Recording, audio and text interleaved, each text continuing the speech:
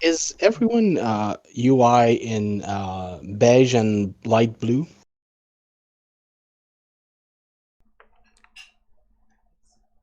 Like parchment colors and light blue.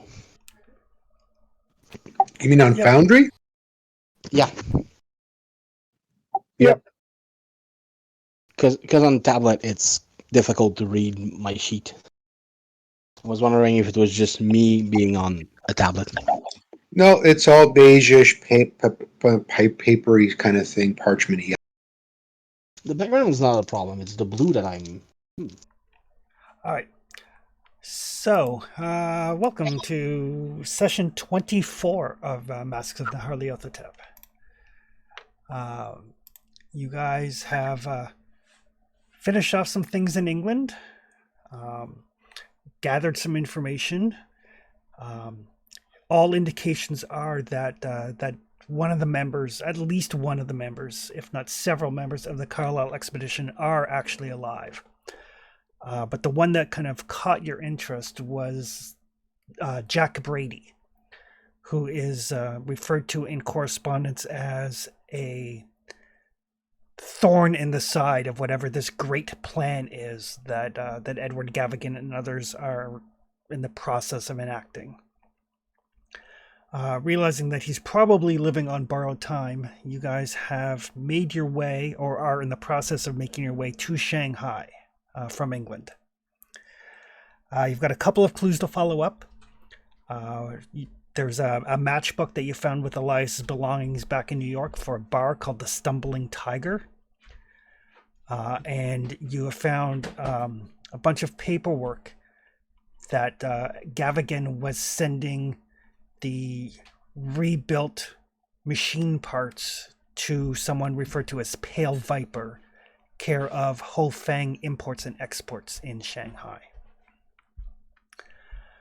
So you've got a couple of leads in Shanghai to follow up on.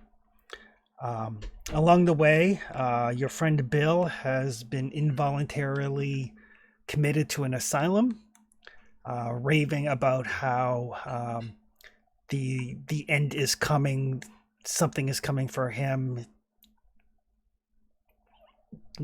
Mindless babbling, really. Obviously has nothing at all to do with what's going on. Salvatore has decided that he really needs to focus on the real as opposed to the unreal, and has decided to spend some time with his wife. Wishing you all the best luck, but if things go pear-shaped, he needs to know that he spent his last days with her. Luther has taken the blueprints that you found of some sort of machine, some sort of engine, and has taken them stateside to have some people that he knows take a look at them, maybe be able to give him an inkling as to what it actually is. So as you travel to Shanghai for the long voyage, it's down to just three of you of the six that started. And you know that it's there is still a ways to go, and what toll it may take on your body or mind is still very much up in the air.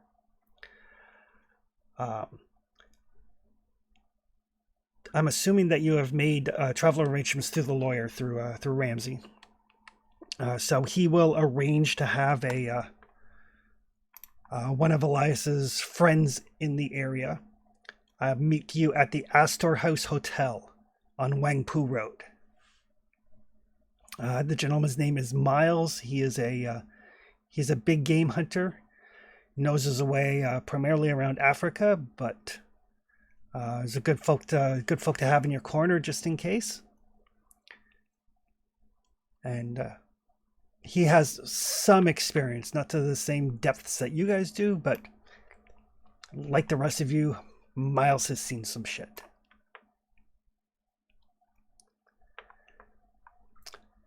As you travel, you can get a little bit of information. Astor House Hotel. It is in what is known as the International Settlement. which is where most of the Westerners hang out. The international settlement is a conglomeration of various countries that had a part of Shanghai banding together. So, like America, Britain, I'm trying to think who else. Might have been Russia. Not France. France has its own. But it is a westernized part of Shanghai. The Astor House is a fairly upscale hotel favored by dignitaries. It's got a very strict dress code.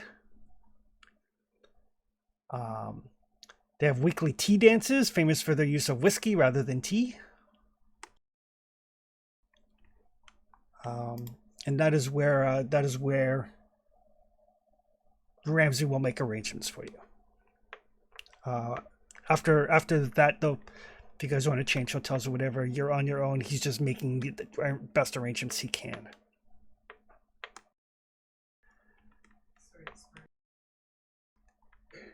Sorry, you're muted.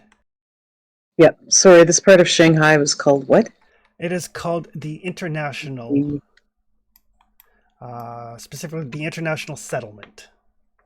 Thank you.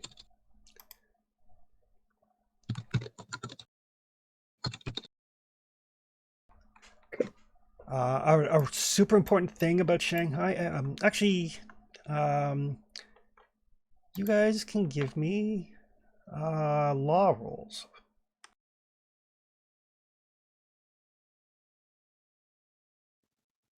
Me too. It's not good. Our law guy is here yet. Okay, I can roll for Alvin. Whew. Can you ever? You rolled him a 1. There you go. I'll get that out of my system now.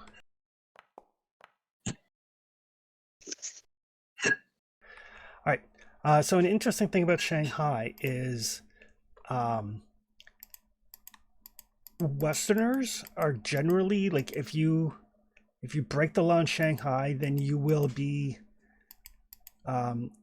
tried by your countrymen, provided that your countrymen have a place. Otherwise, you're subject to the Chinese, to the local law. So, like, if you're British or American, then no matter what crime you commit, the local police have no authority over you. But if you're not one of the ones lucky enough to have a consulate, then you're on your own. And Alvin can tell you that the Shanghai police are not above enforced coercion and, like, torturing a confession out of people. It is not a good place. Should I notify my embassy of my presence? Switzerland does not have an embassy here. But does Britain have? They do. There's a British embassy and an American embassy. I can work with the British. I think I would definitely like the Americans to know that I'm here. Okay. Been working at the university in London for long enough to be British enough to go to the embassy. Perfect. But partway through the travel, is Evelyn reading any of the books while she travels, or has she had enough of books?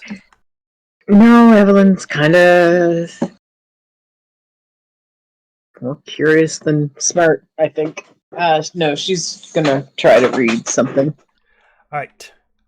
Which the books that she has in English she's read. So which one would she like to do a more detailed study on? It seems to me I had done a more detailed study of one of them already. I don't believe so. Book of Dizan. I already did a further study on that one. Did we? Okay, perfect. Yeah. Back on March 8th. Out of game March 8th, not in game March 8th. All Right, ignore that then. I was just ticking up my counter. So which other one Yeah. would you like to read? Oh no. Checking to see. Oh, that was before we got attacked in the car. Holy cow.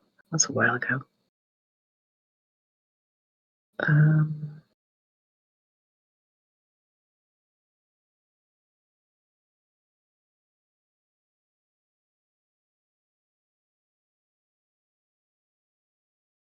and then I had gone through the scroll as well. Yep, the I went scroll. through that on March 22nd. Yep, the scroll isn't a tome, so it doesn't count.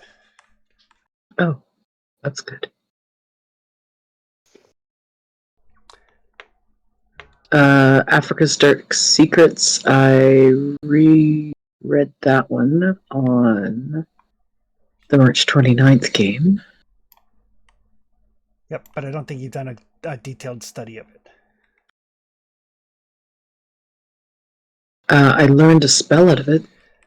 Yep, but you haven't done a Oh. detailed study. Detailed study takes days or weeks.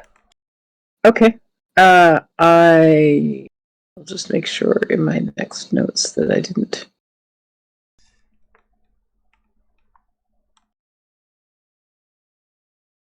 I guess I will be doing a deep study of that.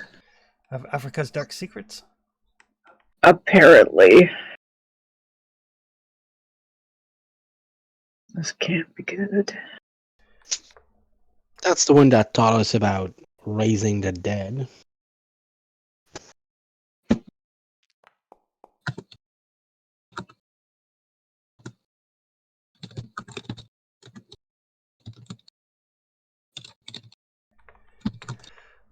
Oof, your sanity is not taking a lot. Not taking too bad. You're down to 47. Under half. It's not terrible. You're fine. Well, your max is only 78, so. That's true. I'm not quite at half. So the good news is though, Africa's Dark Secrets is like a breeze to read. It only takes you like 6 days. You still have time to read another book if you like. We don't have anything else in English, though. Um, And I don't think we had anything in Spanish. no. You could do a detailed study of Amongst the Stones.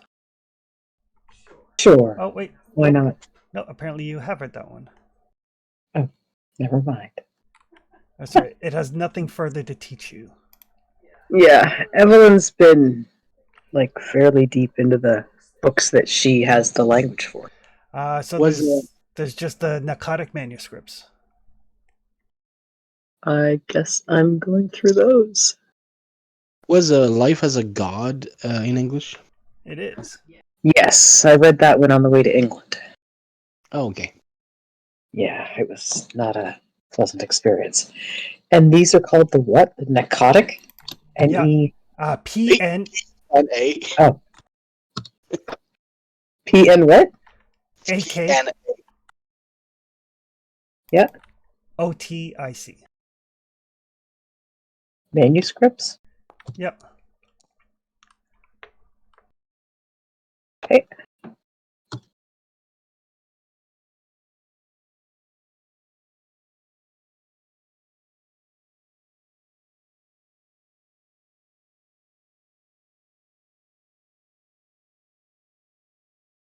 A couple new spells. Mm. All right.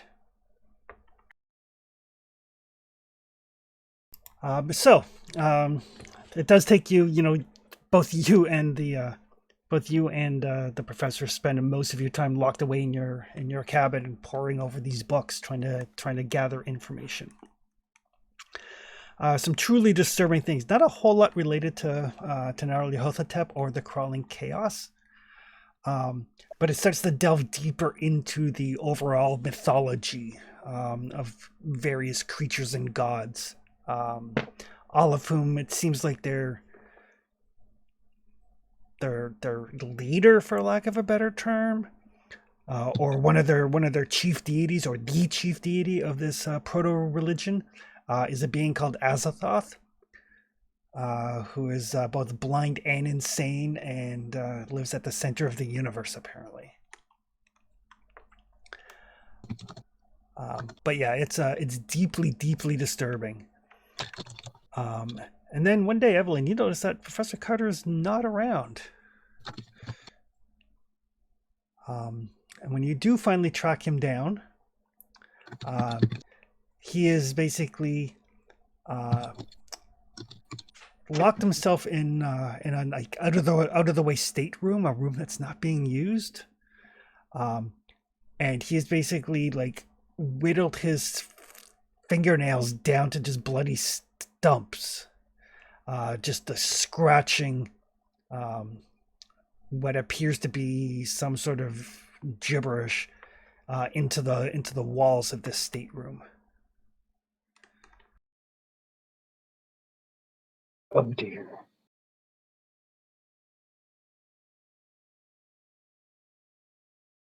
Not good.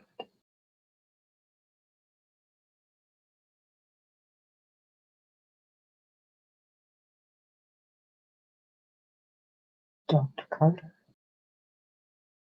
I think it might be time to go back to your room.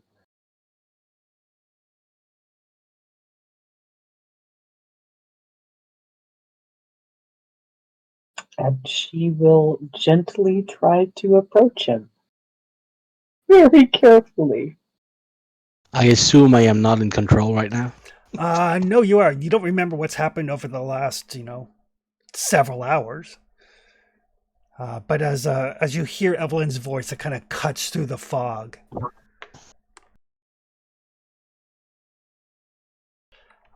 The last thing you remember is reading about this deity, about Azathoth, and about the means to bring him to Earth.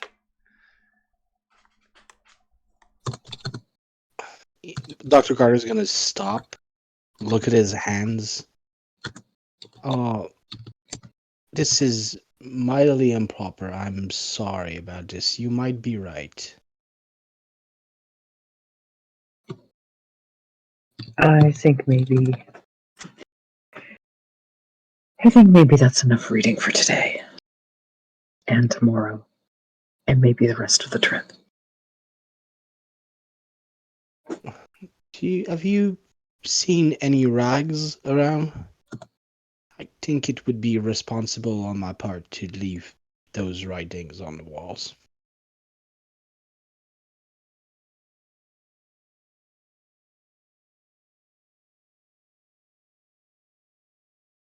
Should some crew member stumble upon them, might be problematic.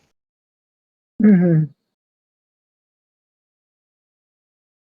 I'm gonna just take a moment to clean that up, but would you care to join me for tea once my ends are bandaged? That sounds like a lovely idea. I Chris, need to. Sorry.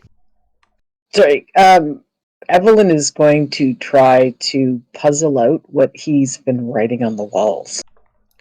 Or is it just kind of random scratches that look like they were trying to be words if a 2-year-old was writing?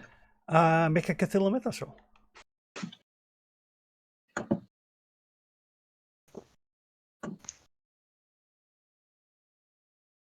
I'm gonna try to look for an abandoned bucket of water or something. Okay. And a rag. You have no idea, Evelyn. It's a combination of sigils and non-English letters and numbers. Some of it looks like a mathematical formula. You can make out individual components, but no idea what it all means together. Right.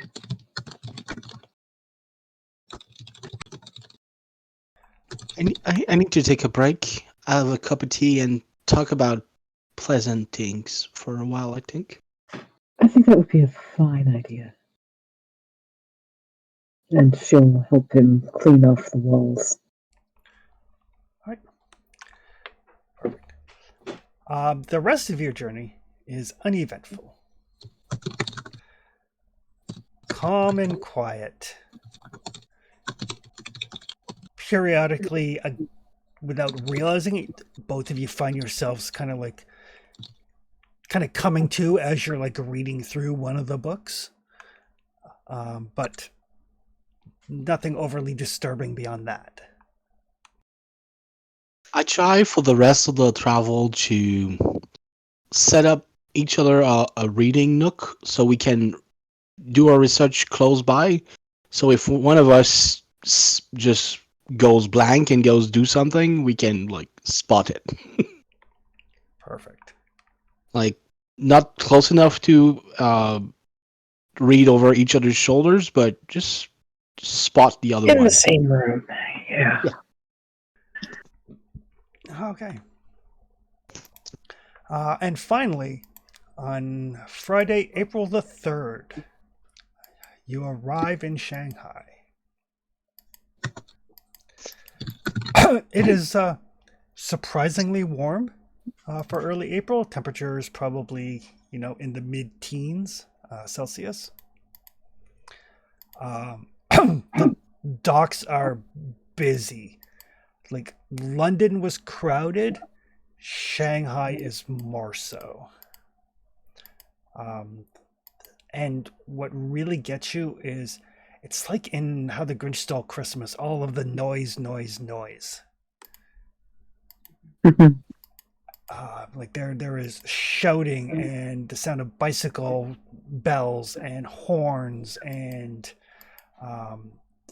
like just dozens of languages being shouted here and there and everywhere. Like this city does not seem to know how to turn the volume down.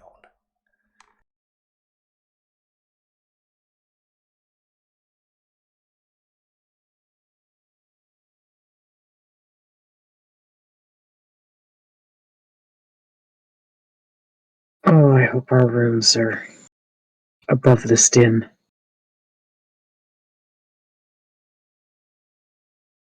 Well, this is gonna be something. We better find some assistance to deal with this city. I feel I'm a bit out of my depth here. So just so you guys are aware, on this little map here, the international settlement is kind of this area here along the river. Number 6 is the American consulate. Number 7 is the British consulate.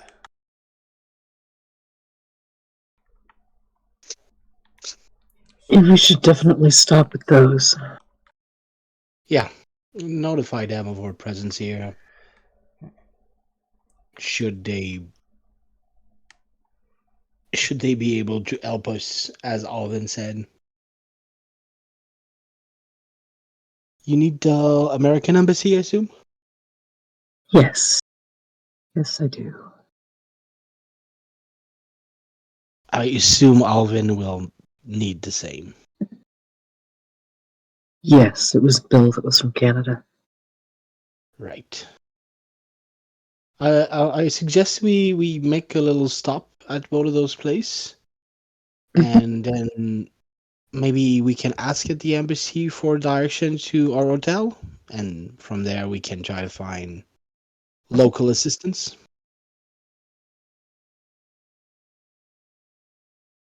Because I assume lots of people offering their service in the port will be hunting for tourists.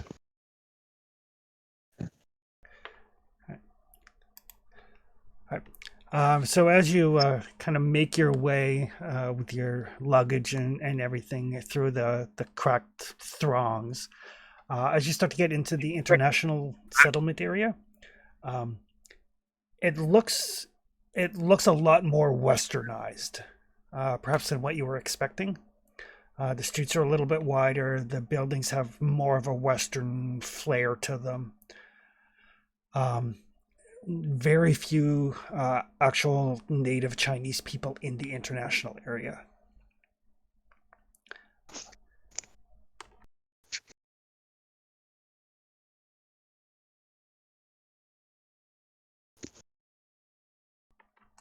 Something that you would notice as you walk through is a lot of the houses have like very high blank walls around them and very stout gates. And pretty much everywhere you look, like even if you're not looking for them, a lot of these houses, the ones that you would kind of peg as like the wealthier people, all of them have guards and watchmen.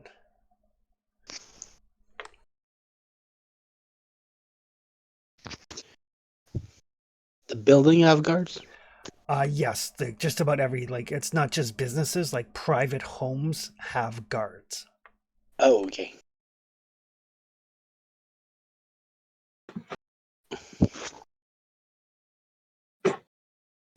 Interesting place. Well, I hope foreign money can go a bit farther here, because we're probably gonna need to hire some form of security or another. We'll definitely need a translator.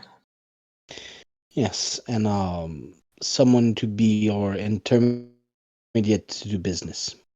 So will not do business directly with us. So we'll need that to hire a translator, I guess. And just as you're like making your way into the international area, into the international settlement area, you can hear like some shouting coming in your direction. And you see a young man, probably no more than 21, 22, just comes like barreling past you, being chased by what looks like a fair number of police officers, who yell out something in Chinese and then gun him down in the street.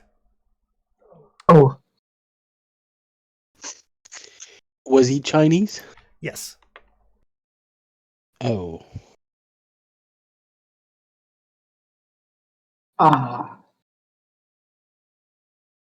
Evelyn will turn away so that she's not looking at the poor guy. I think I would like to find the consulate now. Yes, let's usher.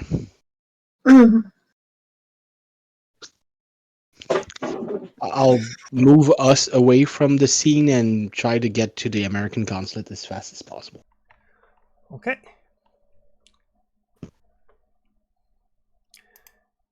Perfect. So you guys can basically spend the morning kind of getting everything set up at the consulate. Like Yes, letting get our them, affair in order. yeah.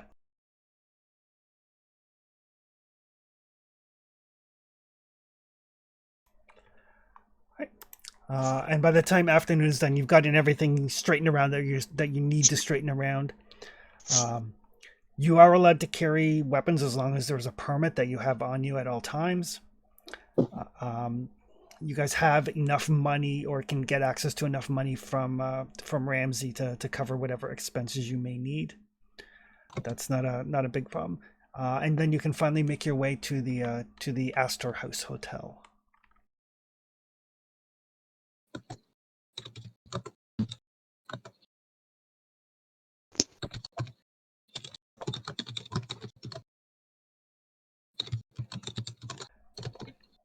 Finally.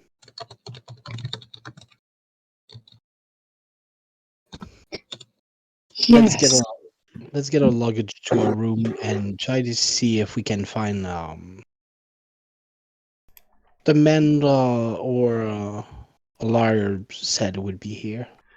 Yep. His name is Miles Franklin. Doctor, check his notes. A certain Miles Franklin. Did he happen to have a photo in there? Yes, there would be a photo. Oh, yet. I think you How could. do we know who we're looking for? I mean, this is impressive mutton chops. Pretty sure we can. Yes, If he doesn't they change it, stand out. yes.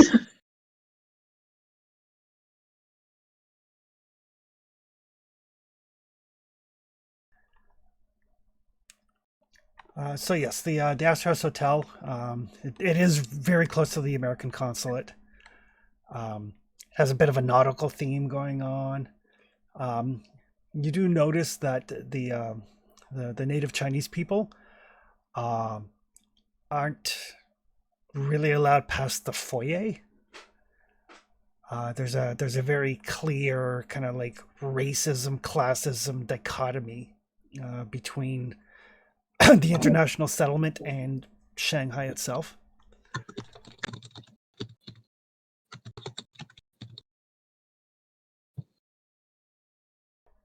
And it's not a super big hotel. Like most of the buildings in Shanghai are not more than 3 stories.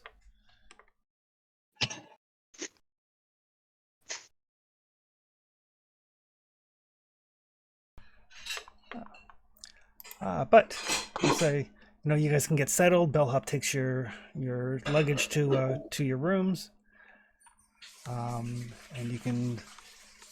I'm gonna say probably pretty easily find Miles nearby, just so we can get Mark into the game. I probably would either be at the bar having a drink, or if it's meal time, having a meal, and there's a hotel restaurant, probably with a newspaper, or maybe idly doodling in my sketchbook. Perfect. Yeah, it is lunchtime, so you can easily be in the restaurant. The main newspaper and like the only newspaper that has English is the Shanghai Courier, and it's not a big paper. It's like 12 pages.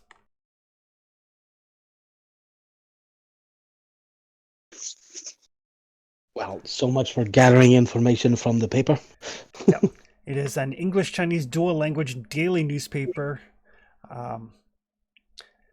Basically, it speaks mainly about property ownership and financial stuff, but it is respected for its accuracy and completeness in its reporting.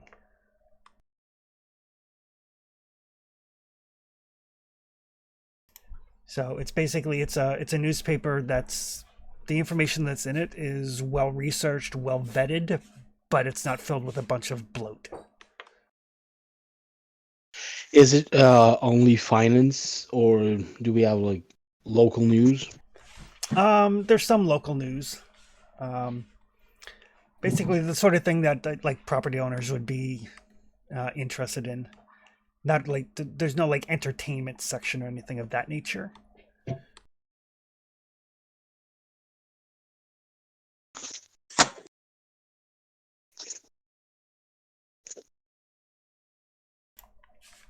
But yes, the two of you can easily find Miles in the restaurant having lunch. Oh, Mr. Franklin? Yes, Miles Franklin. Yes. Oh, pleased to meet you. I hope I'm not interrupting. Would you happen to be that Dr. Carter, or that that other gentleman's name's escaping me right now? I was told to meet you. Yes, Dr. Carter. Pleased to make your acquaintance. Oh, the pleasure is all mine. Please, I get up and please. A little nod, and I take a seat close to him.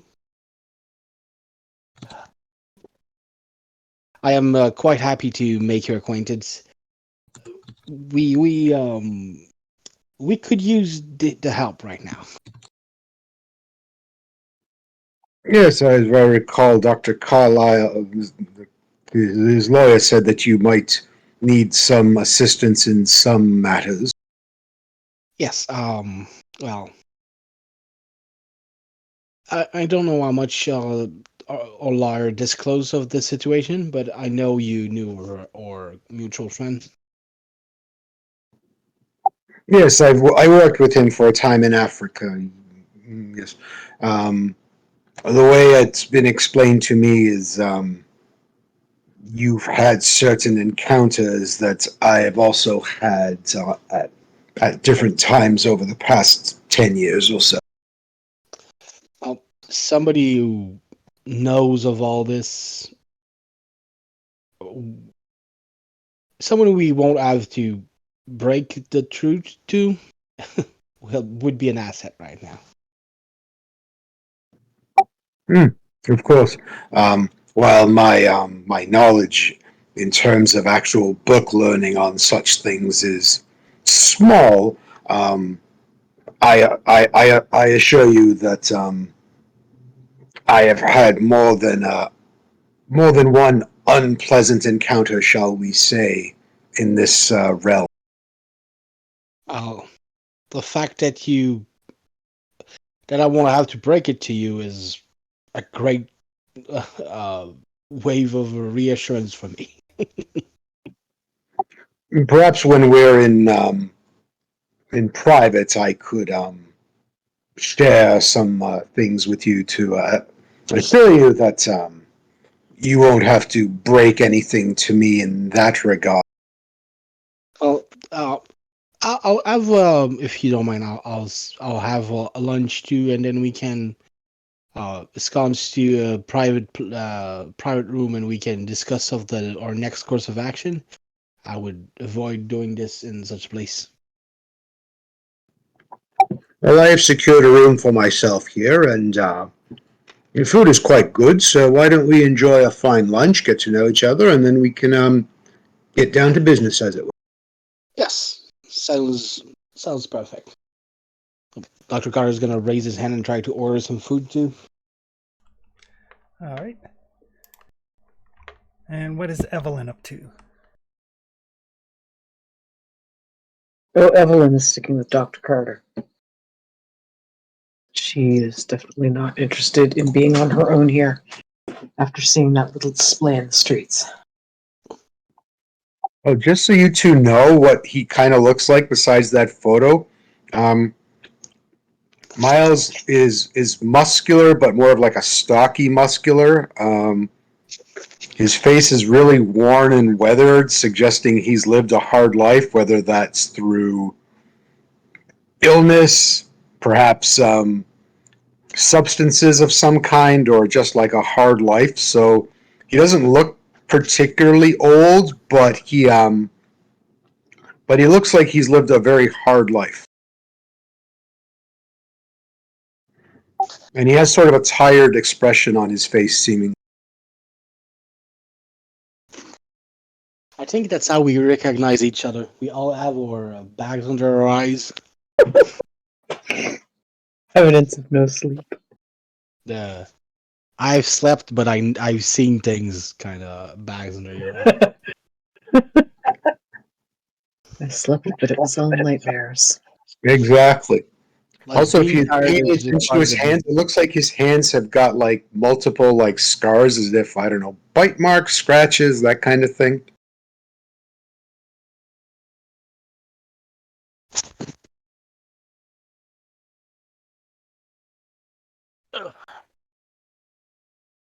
So I'll introduce Miss Evelyn. Um, I assume we can have a decent meal, just chewing the fat and getting acquainted in a more mundane term. Yep, absolutely. But once we've done with the meal, can try to get some tea and get to the room so we can talk about things we would not speak in front of the wait staff.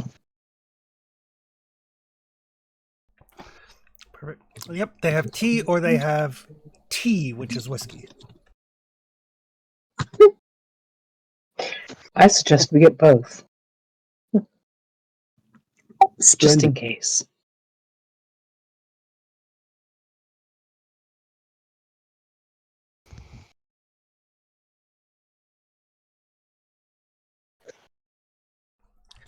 All right. And yeah, once you have lunch and get some tea to go, you can retire to your rooms where you can speak in private.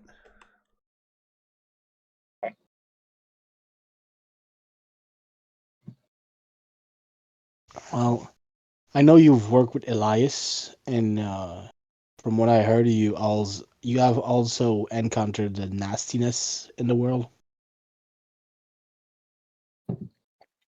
Yes, I had the nastiness come to my front door on my birthday one year, and it was a very unpleasant present, shall we say. Yeah. Well, it got to Elias.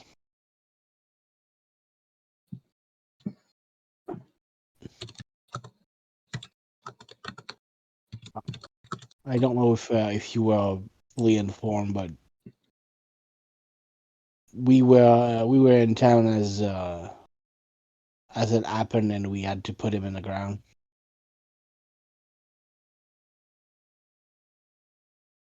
We're currently on the trail of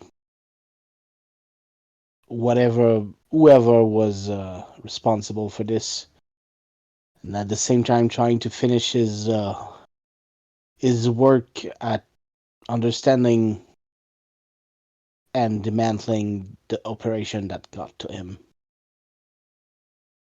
And it leads us here.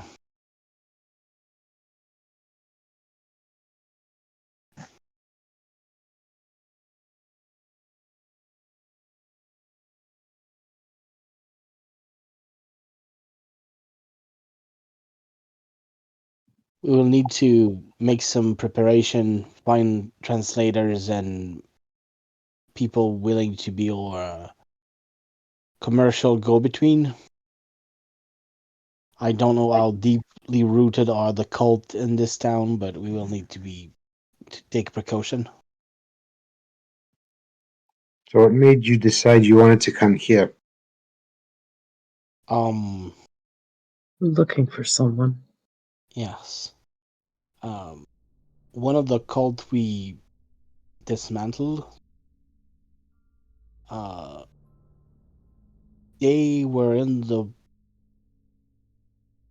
the process of writing to the local cult to ask them to get rid of someone who is here and has been a thorn on their side and making their life difficult.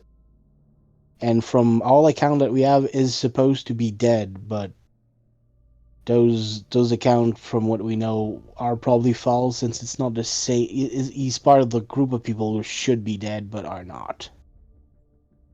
And so if he is enemy with them and has been doing so for a while, maybe he has information that could help us go further along. So we wanted to try to find him.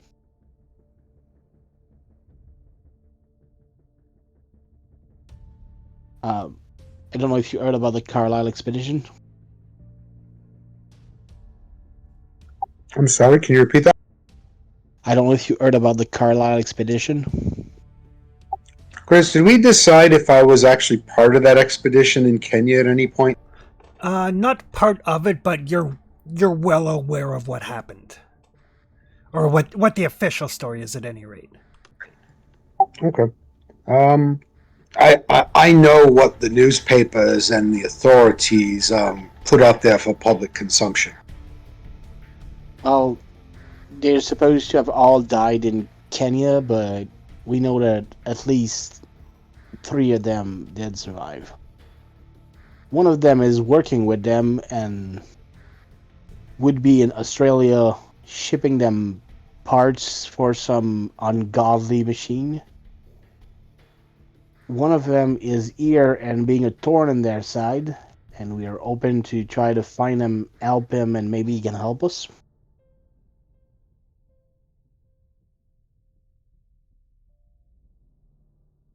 And the third one, we only heard rumor.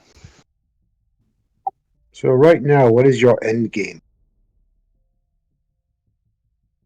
Well, Elias was working on something on those cults, and that's what got him killed.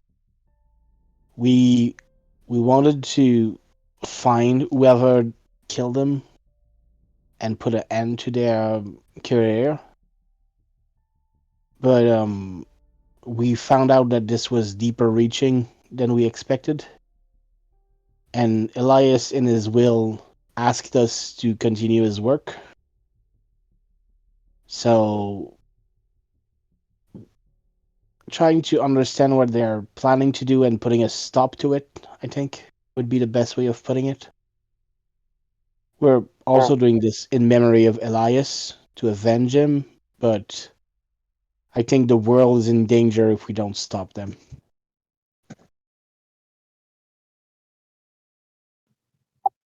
Sorry, but when you say you wanted his work continued, what exactly does that mean? Could you repeat that, please? You say Elias wanted his work continued according to his will. I wasn't there for the reading. What work specifically are we referring? Uh, he was at first doing a books about the Carlisle expedition and what happened to them, but I think it expanded to the cult. But at this point, it's not just writing a book; it's putting a stop to their action, trying to bring a thing that should not be named into the world to put an end to it. Yeah. Did you have something, Evelyn? I thought I heard you there.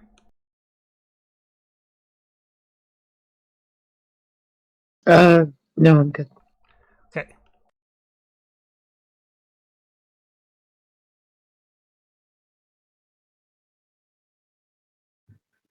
Well, Dr. Carter, I can tell you that you sold me on trying to stop a monster from coming into the world. Yeah, we in a few years ago with Elias in Peru, we were confronted for the first time with a creature that was conjured in this world in a temple. We were able to put an end to it, and we thought it would be the end of it, but seems there was way worse thing than the monsters of Peru.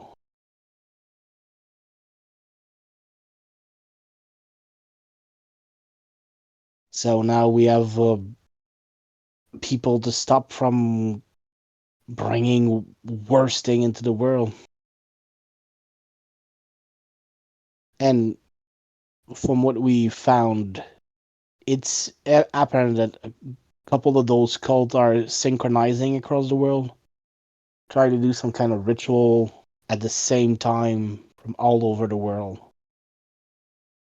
From the few things I could find and researching the material they had, it's for a ritual to demand such things, it must be a huge and terrible thing. So these cults are all working together, or they just happen to be trying to summon their own particular monsters? Well, they all had clocks, so their ritual would be done at the same time across the world. So I think they're working together to bring one thing.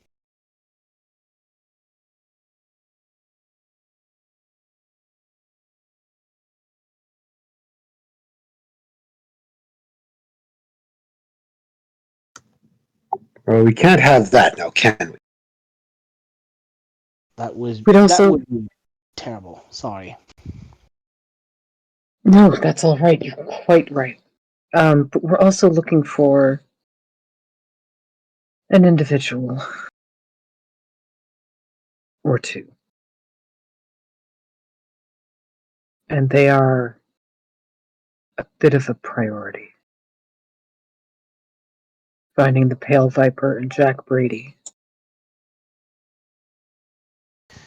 Well, the Pale Viper would be I assume, leader of the local cult in Shanghai. Seemed that way. At the very least, he was the one getting the shipments of machine parts. Yes. Oh, and they're building a machine of some kind with parts that have sigils for their deities on them. And they're building them from uh, pieces that were in fossils that predate human history. Predate humans, as a matter of fact. That they've been unearthing in Australia from one of the ex-member of the Carlisle expedition, who is supposed to be dead. and they call that the Great Work. Hmm. We're not sure on what it is, but we have agreed that it must be stopped. Gentleman who was a member of our group has taken the blueprints that we have and back to the Americas to try to sort out what it is that this machine is supposed to do. How big Because it's from supposed to be. preliminary evaluation, it looks like an engine, but way too big for anything we could imagine.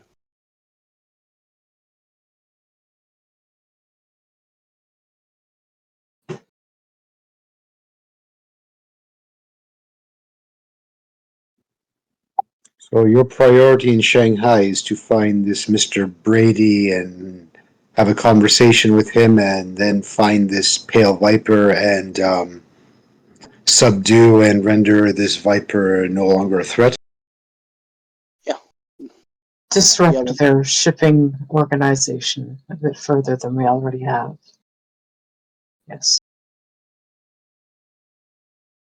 If we can stop whatever cult or operation they have here with the white viper at its head, the pale viper at its head, and find Jack Brady, we have a couple of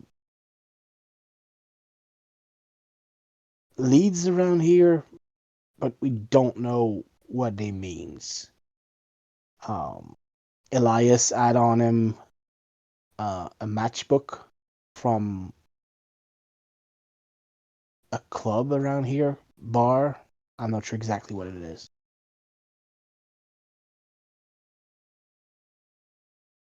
But we have a few leads to try to see where his research led him. That might inform us. The Stumbling Tiger Bar at 10 Lantern Street. All right. So, Miles, you've been in Shanghai for a little while, kind of because you didn't know when exactly these folks would be showing up.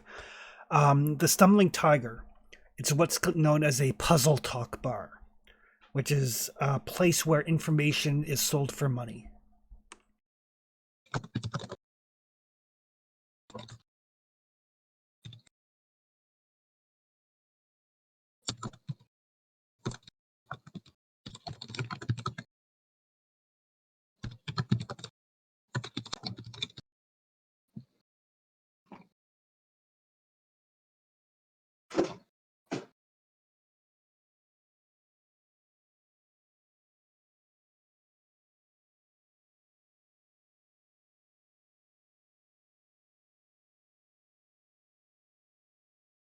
Sounds like a place we don't want to go if we're not sure of what question to ask.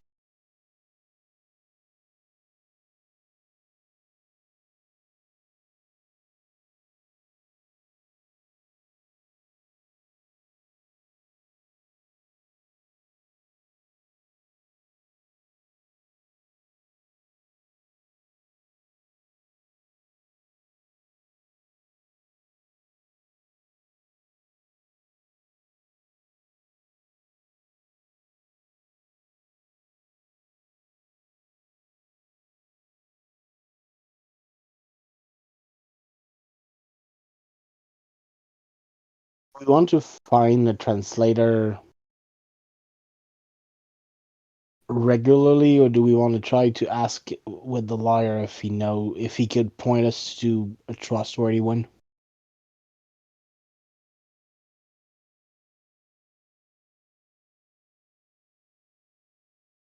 I mean, if he knows someone we can trust, that would be ideal.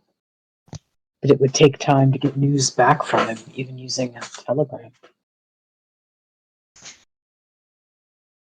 I mean, we can find someone for today that can lead us around as we get our bearings, but I'd send him a telegram to ask for a translator and how do you call that?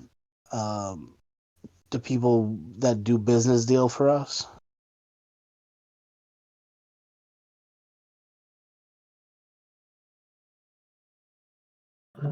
I'm scrolling back up through.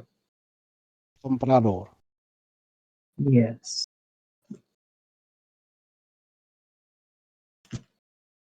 So I'll have a telegram sent to him to ask if he can recommend us a translator and a comprado. Okay. And for today, we can try to see if the hotel can refer us for a translator for the day. Because with the time zone, it's gonna take a while before we get an answer, I assume. Yeah, it will take a while. But the hotel can definitely hook you up with a young student. He dresses fairly Western like. Um, just trying to find where I put his name. Can I just ask you quickly, is there a roll I can do to see if I've heard of the name the Pale Viper? You have not heard of the name.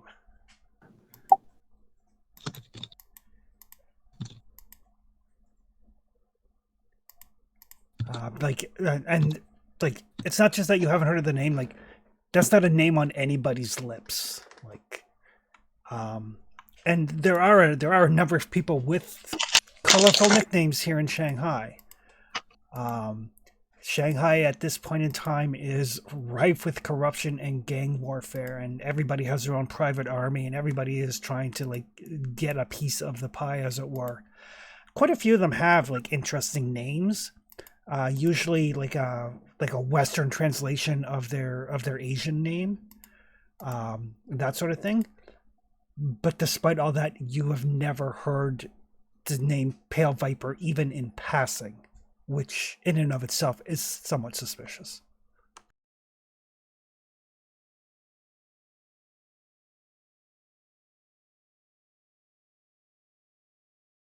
There we go. His name is Li Wenchang. That's the one that the hotel found for us. Yep, the comprador. Oh, he's a translator or a comprador? He's both. Oh, okay. Because if you want to do any business with anybody outside of the international settlement, you're going to need him. Yeah, definitely. Still sending the telegram, but for today, because we don't know how much we can say in front of him, I think we should just have him show us around so we can take our bearings, and because I don't know where we want to start, and I don't want to go into the puzzle bar straight up if I don't have a question and I know what I'm gonna ask. So right now it's a question of like spotting the place and getting our bearings, I think. Unless you have a brilliant idea where we should go. I have not been in this city very long or very frequently in my time, so I'm not sure. And I don't know if there would be a way to, let's say, vet some local to determine if he is in the know, as it were.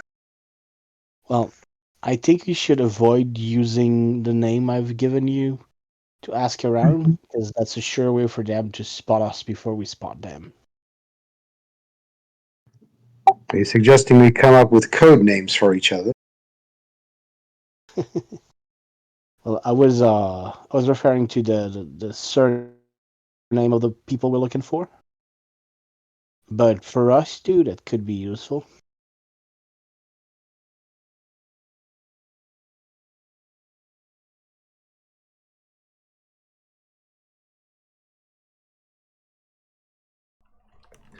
Well, if we don't use names we know, I'm not sure how we're going to find out any information unless we have descriptions, and I've never heard of our snake friend.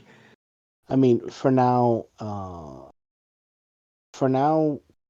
since we are not sure the people we're dealing with, I just don't want to go swinging his name around for today. As soon as the lawyer sent us his answer, we can manage from there. For today, I just think we need to like spot the different places around here, get a better idea of the town we're dealing with. Once That's fair. we have somebody that is in the know, he'll probably be more comfortable asking the right question at the right person. Because now, if we just go around the street and ask for our snake friend, I think we're just gonna get his attention before we. He's gonna spot us before we spot him.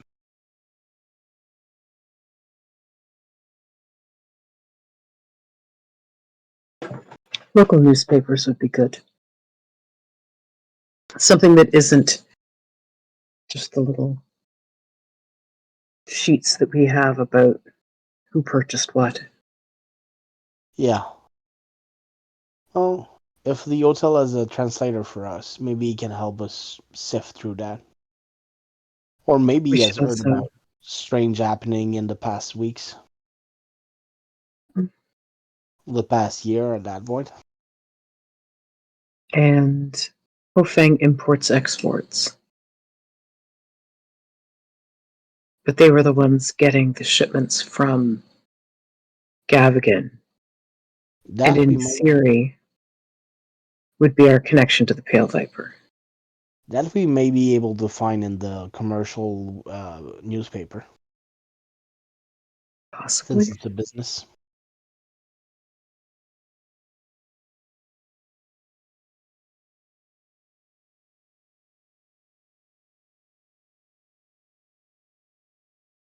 I'm gonna try to scan the papers, see if I find any mention of that business.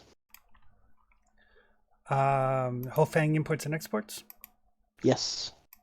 Mm, nothing in today's paper. Well, we're gonna need more local paper and some help to translate them. Do we want to start with that?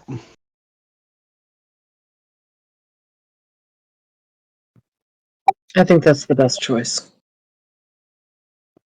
Have him Well, translating the headlines so that we can And get as much information as possible before actually making him translate an article. since he's a local, maybe he can tell us about recent strangeness. That too.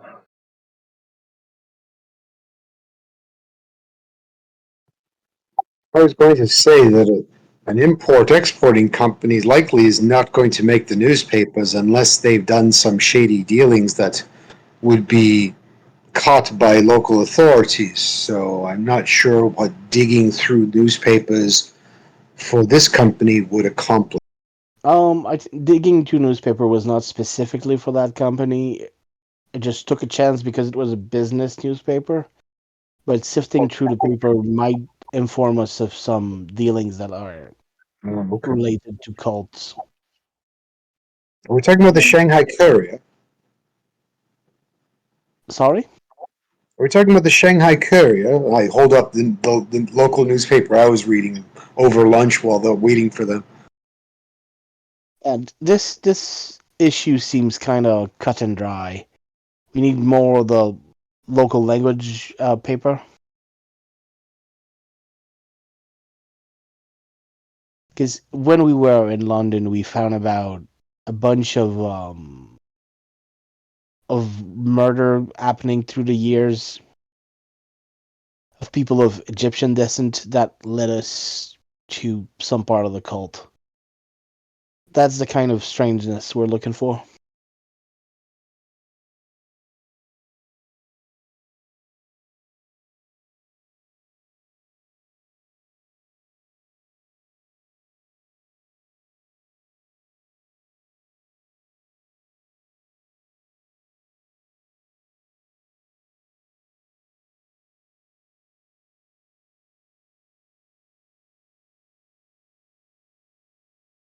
I think so. Although, I mean,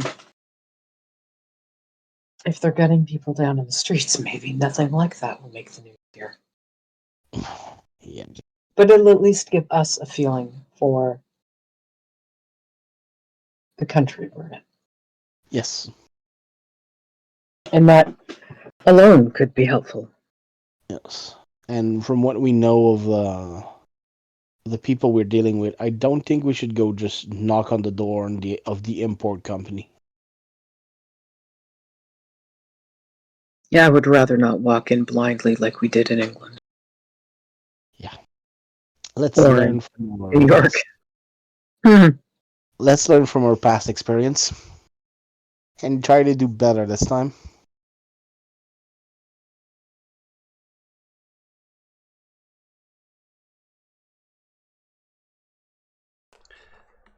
All right. So, what are you guys doing? You're looking for newspapers?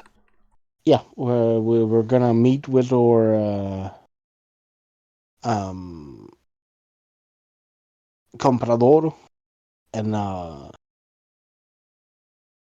look for a bunch of local newspaper, sit with him, have a talk, so he can tell us a bit more about the city.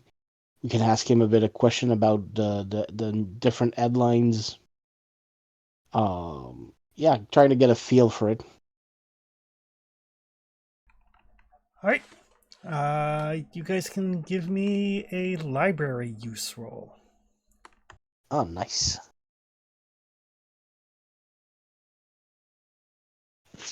Everybody? Yep.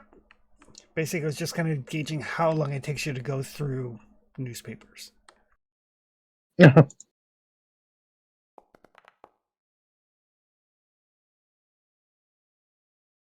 So close. Last time they were going through the newspaper, and it was everybody doing it that did not have any library use. Like we'll leave the army people to deal with checking the newspaper. It shouldn't be that hard. And oops, we did a boo boo.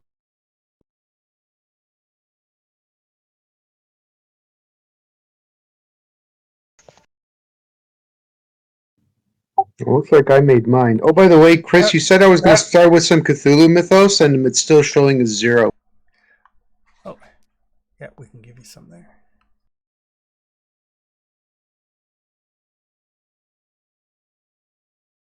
Give me 1 sec.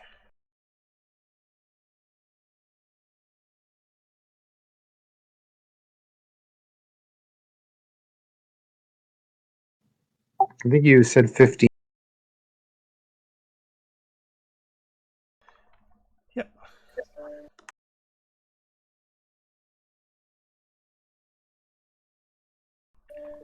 Alrighty. So it does take you guys the better part of the rest of the day to go through newspapers.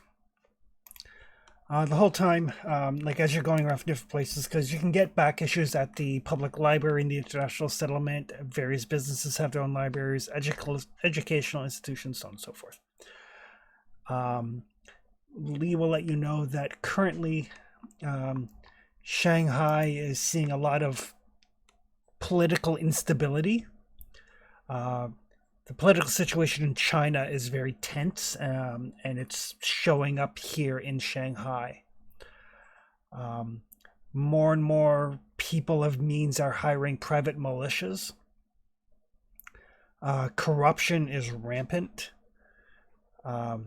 Criminal gangs are feeding off of one another, and like as you guys are walking from building to building, you witness probably 5 or 6 murders over the course of the day. Like they are not subtle about it. Murders just by general people or murders by police officers? Yes. Oh, lovely. But yes, Lee will let you know that there is a growing like student rebellion, and even then it's becoming more and more violent. Like fire bombings, that sort of thing. Like the tensions in China are high, and it is exceptionally dangerous to be here.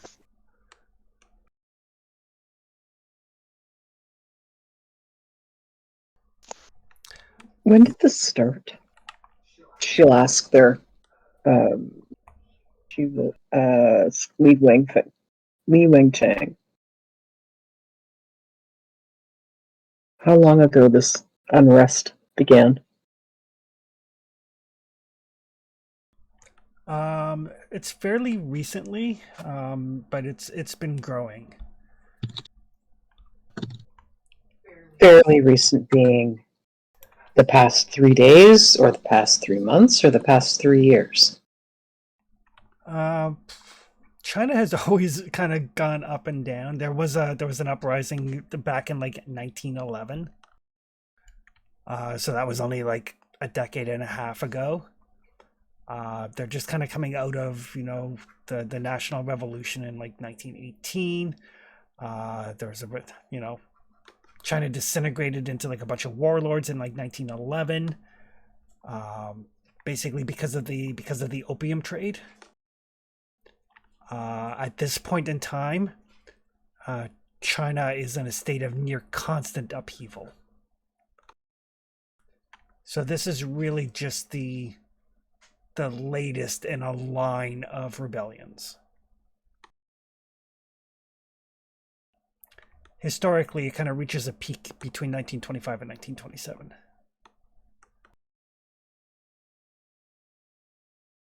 Oh, lovely. Just in time for our vacation. Yes. Well, that's better than what I was thinking, I think. But yes, China has a long history at this point in time of political unrest.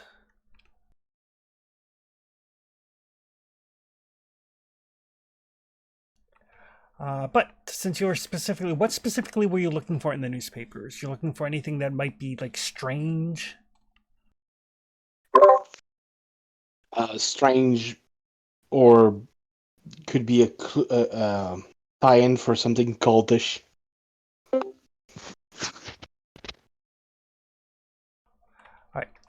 So there are a couple of things that kind of grab your eye. All of these actually in the Shanghai Courier. Literally grabbing your eye, Dr. Carter. One of them says the Seamen's Club was damaged. A portion of the Seamen's Club was destroyed late last night. Inspectors report considerable damage to the riverside of the institution in excess of £8,000 sterling, according to underwriters. No injury or loss of life is reported, according to unconfirmed, though informed speculation. Seepage undermined a portion of the embankment area upon which the club stands, causing the collapse. Revelers from nearby taverns who were congregating along the riverbank at the time of the incident swear that strange creatures emerged from the water shortly before the building came down. The revelers' stories, while far-fetched, were a momentary relief to the risky business of sorting through the rubble.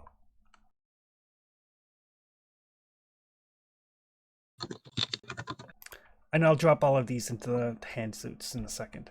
Oh, thank you, because I was about to ask you which business that was again. That was the Seamen's Club. Another one. Fire on Chinling Road. 3 monks have been found dead in a pavilion fire at the Garden of the Purple Clouds of Autumn. They are thought to have died due to an overturned brazier. The names of the deceased have not yet been released, but a reliable source indicates that all three were respected scholars of Tang, 5 dynasties, and Sung literature. Their deaths are a profound loss to all who value China's great heritage. Eyewitnesses remarked that the evening fire leapt in an uncanny fashion from one blazing structure to chase the fleeing monks into the second pavilion. A floating cloud of fire followed them, according to Mr. Liu Chen Dai of Brilliant Poppy Lane. A European was seen leaving the vicinity of the conflagration. Police respectfully ask for this individual to come forward and give his assistance in their investigation. And the last one. Violent incident on Lantern Street. Police report murders at a premise at 88 Lantern Street sometime after midnight last night. The victims were identified as Miss Reparita Wong, resident at the address, and Mr. Chen Hsiu Chu, my Chinese pronunciation is horrible, whose address was unavailable at the time of publication. Landon Street habitues, normally not noted for compassion, were taken aback by the cruelty of the crimes. One witness was so distraught that she identified the killer as a giant bat. Police Inspector Chong indicates that the slayings were unusually violent. He requests anyone with knowledge, either of Miss Wong or Mr. Chin, to make themselves known to his inquiry.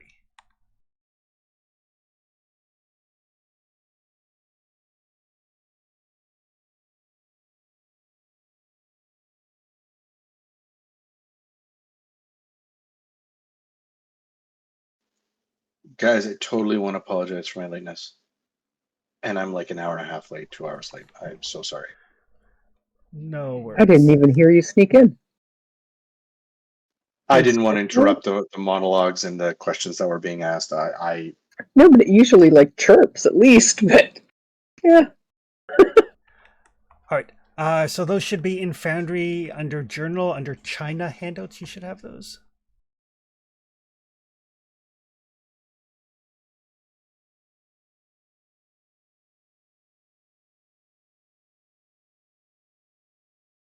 I don't see China end out. It might be hidden to me.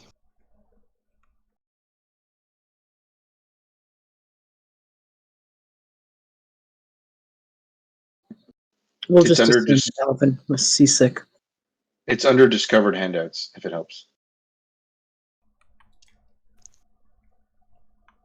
Yeah, I see them. So yeah, so those are the three stories in the newspapers that kind of catch your attention.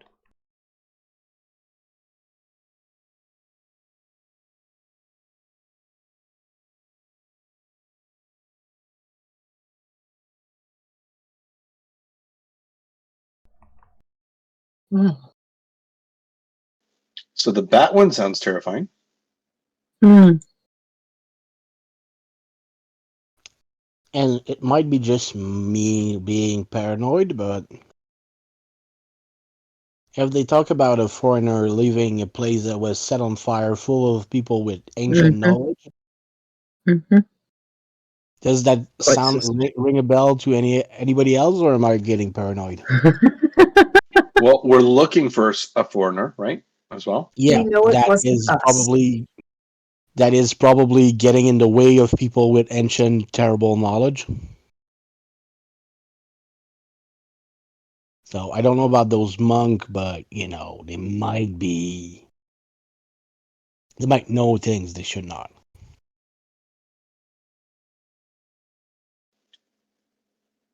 So we should take a look at the second one and then the third one. Well, I don't know if you were there when I said that, but I sent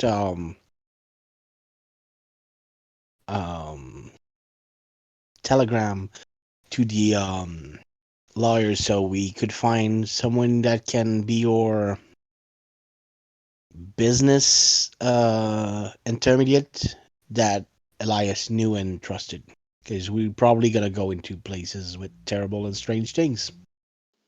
So we want to make sure that our Contrador won't go crazy just because we brought him there.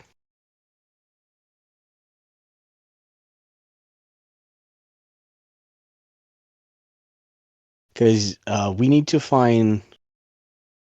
Do we have someone who speaks the local language so we can start asking questions? Right now we have someone that the hotel found that they made available to us. But we don't know him, like, much. He's been helpful so far, though.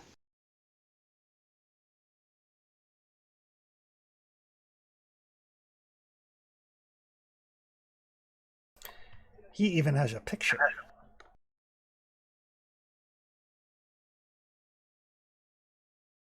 That explains why you came up with his name so fast.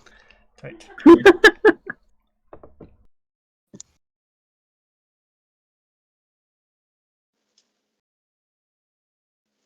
Have we found a safe house?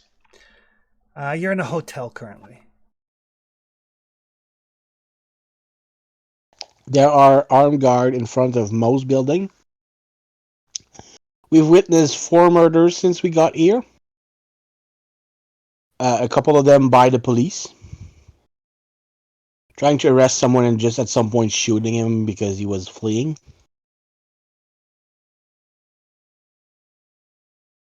So the term safe house is maybe a misnomer. Ah, Oh, and you did inform us on a incredible critical success on your law roll that here if you're a foreigner and you have an embassy, you will be tried by your people if you're arrested for a crime. And if you do not have an embassy, you're gonna be treated by the local police, who is not above tortures and whatever else to get what they need.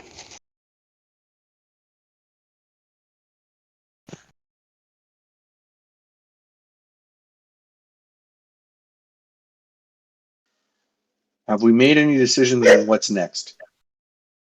Um, well, the day is coming to an end. The plan for today was getting to safety and getting the lay of the land. Right now we have three leads. We have someone we need to find in town that we don't know where. We have our snake friend and the import company that we have the name of. And we also have the name, the matches box for the bar that we found out was a puzzle bar, a place where you can pay money for information. I suggested that we needed to know what question we were ready to ask and willing to ask before going there. Because if we ask about our snake friend, he's probably gonna know about that we are looking for him from then on.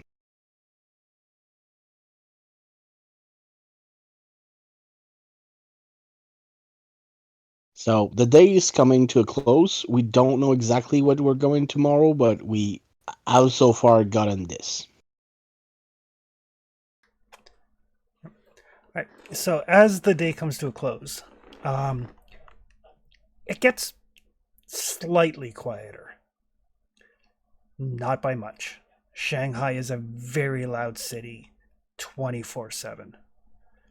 And even though you are in the international settlement and thus somewhat westernized, in the distance you hear gunshots, like 3 or 4, maybe 5 times during the night. And the first one you're like, oh, fireworks. And then you're like, no, wait, I've heard that sound before. There is no doubt in especially in Alvin's mind that this is a city like on the verge of like just all out open warfare. There's that Like a civil war, or Yeah. like they've lost control of the city? Like a civil war. Like there's that underlying tension that you can feel when you're walking through the streets. That the city is a powder keg.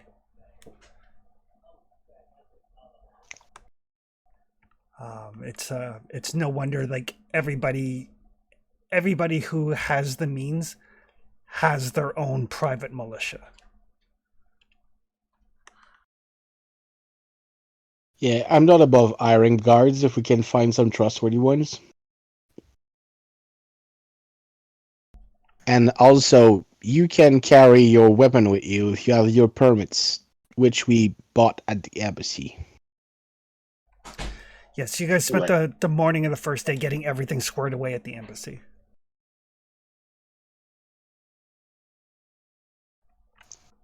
But other than the gunfire interrupting your sleep, You make it sound like it's a small. you get a good night's rest. No nightmares, no dreams of the Dark Pharaoh, no dreams of monsters coming to eat you. Do we spot a cow skull being in the corner of the room before going to bed? You do not. I'm looking for him now, but before going to bed, don't let the night gone bite. Good night. Nightgons can't bite. They have no mouths. Oh. Ooh. That does not reassure me. They specifically attack by grabbing you with your tail, tickling you, and then dragging you off into the dreamlands to deposit you.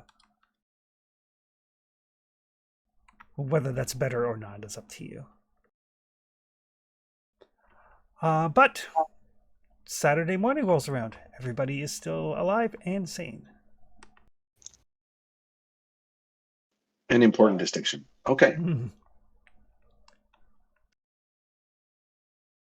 Yeah, the first article we got talks about a strange creature coming from the water.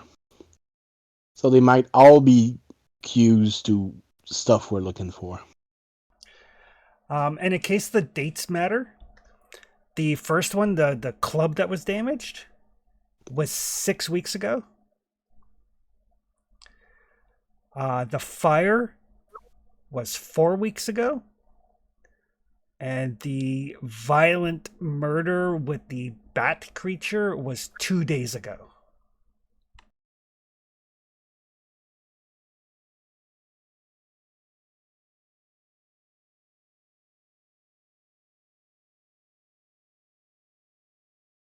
So I'm of the opinion we investigate the bat creature simply because it sounds really, really, really terrifying and familiar.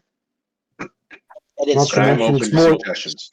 Not to mention it's more recent, and thus the clues might be fresher. Agreed. And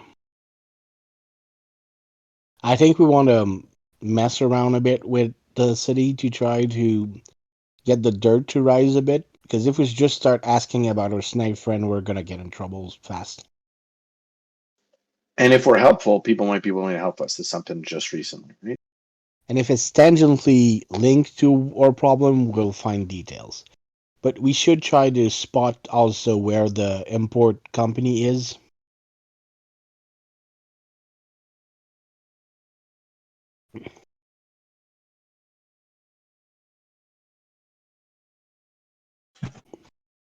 That sounds without fine to me.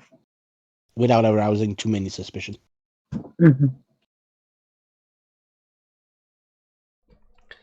Yeah, the warehouse isn't hard to find. Like, you grab a phone book and you can look up the address. We might need our translator to do that if it's written, but yeah, check the phone book first.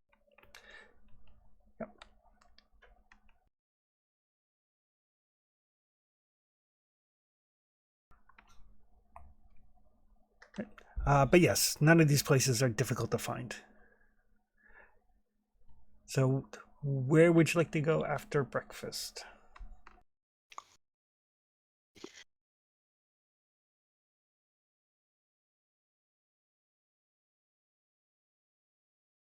We want to try to go to the where the incident happened. Lantern Street? I mean, we can go past Lantern Street, right? I think so. And do we have access to any kind of library or information or anything of the sort? There's libraries here in the international settlement.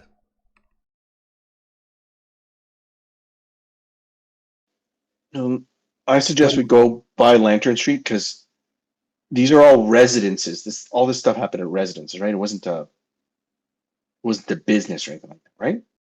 I mean, if it's 2 days ago, it might still be like they might not have fixed everything up.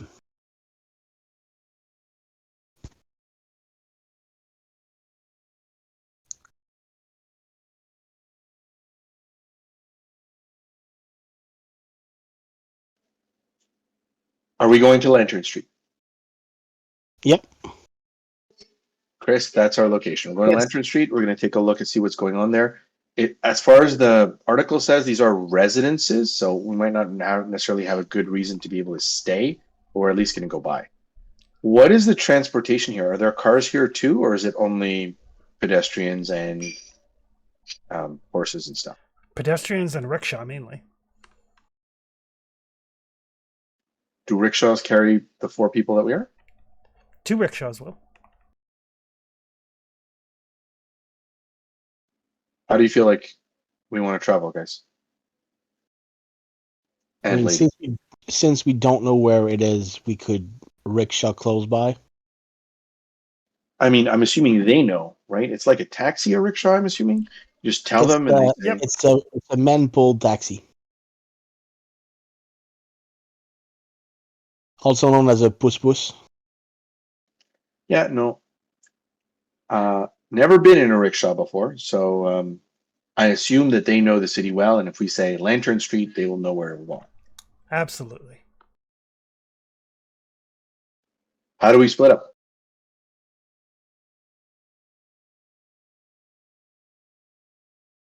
Who goes I'll with who? Who travel pays with Dr. first? Carter. I'll travel with Dr. Carter. We can do that. Mr. Franklin, I guess you're with me. We can get to know each other. Sounds lovely. Alrighty. So as you travel to where this violence happened, everybody give me spot hidden rolls. Maybe we should Are we- ask our translator if we should eye our guards.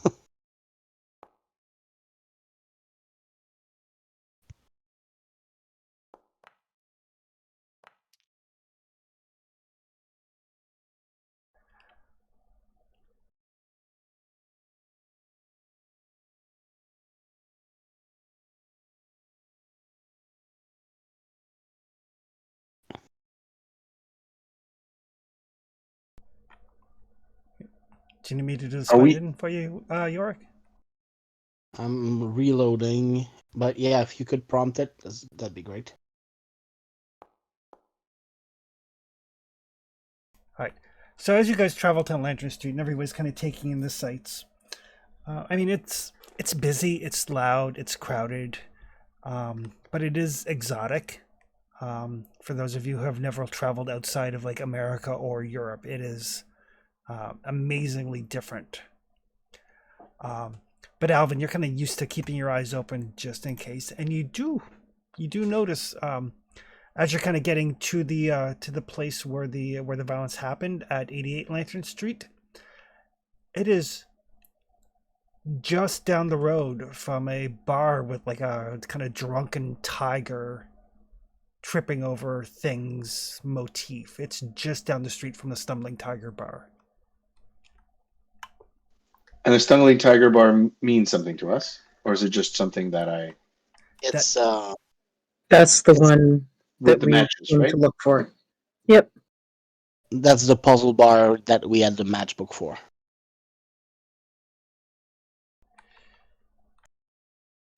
Two birds, one stone. Okay, we're gonna go past like the area, and then I suggest we loop around. Is there anything like a coffee shop or like a restaurant? We often use those to like sit down near the areas to like rehash some ideas. Is there anything like that in Shanghai, like a coffee shop or a? There's like food vendors and stalls and restaurants and bars and that sort of thing. Yeah. Okay, so let's go through Lantern Street. Let's take a look at what we know or what we can find out, and um, let's start there, and then we'll regroup. My real big concern is what kind of information or what kind of information can our translator get us asking around? Because it's not like we can just overhear stuff, right? Everything is in the local dialect. Much of it, yes. As you pass by, it's uh, for Miles, who's been here in Shanghai for a little bit. That is clearly what is referred to as a flower girl house.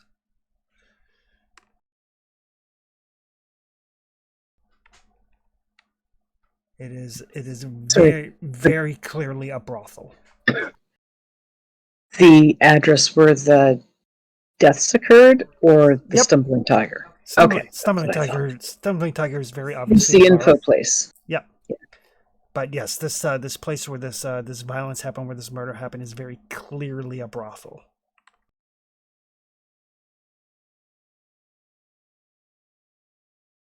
What did you call it? A flower house?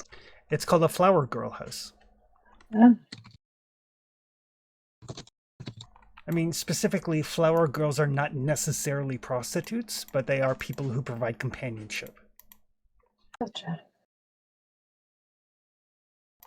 Usually in a weird sort of way, very similar to geishas, because they're trained in a variety of things. They're like singing and dancing and that sort of thing. So they're trained, but they're much, I was going to say much more like a slave than a geisha is, but that's not accurate because the geishas were largely slaves as well. Okay. But yes, that is definitely that sort of place. No sign of any, like, there's no police hanging around. There's no, like, police tape up or anything of that nature. It's still operating, basically. 100%. I look at our group here. Does Miles look like a respectable gentleman? I mean, I don't know what his credit rating is there.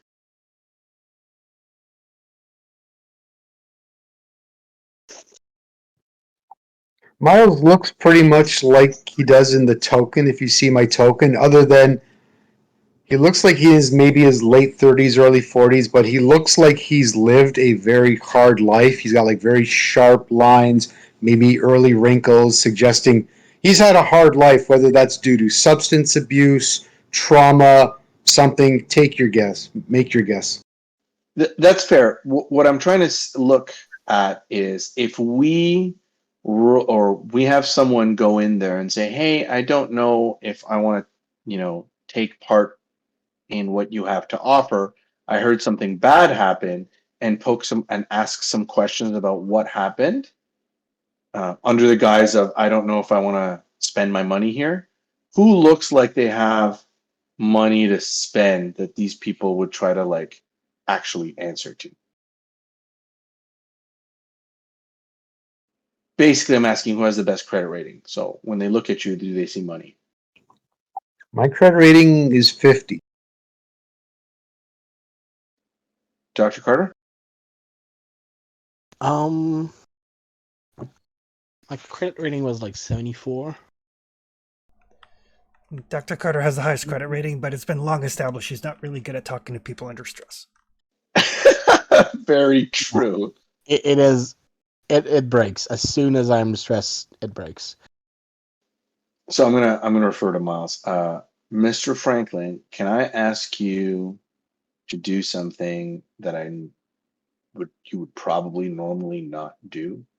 And I go into a little bit more detail as to what I'm asking him. I want him to, or excuse me, Mr. Franklin, if you can go there under the guise of a foreigner who wants to spend money at a flower house, but heard that there was some activity a few nights ago, and you want to make sure that everything's okay and on the up and up. It might allow us to ask a few questions without looking out of place. Is that something that you think you could do for us?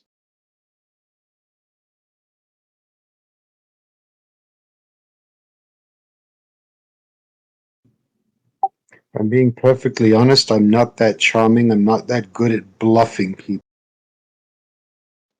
Oh shit, that leaves me. I look down at my like ratty clothes and unshaven jaw.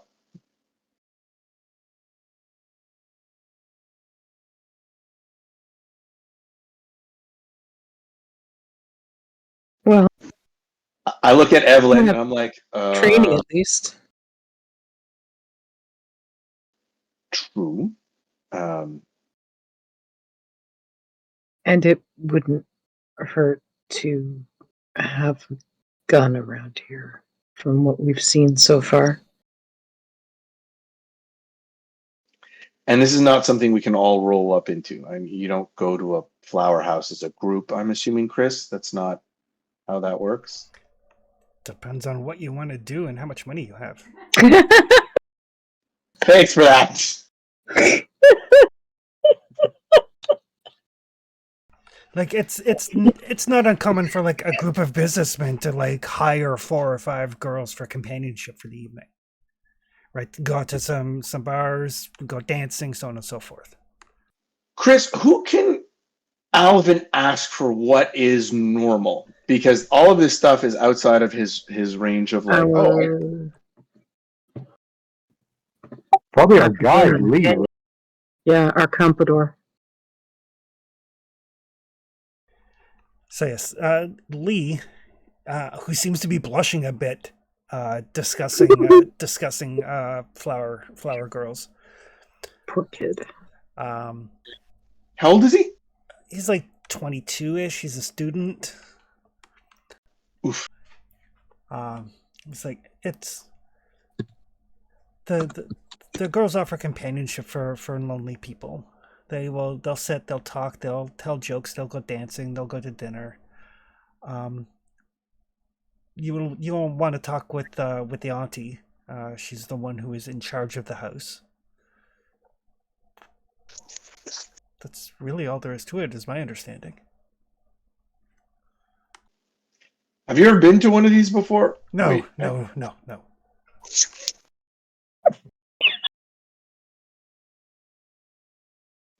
I feel like this is the blind leading the blind. They could very much cost us like $1,000, and I wouldn't know if I'm over or underpaying here.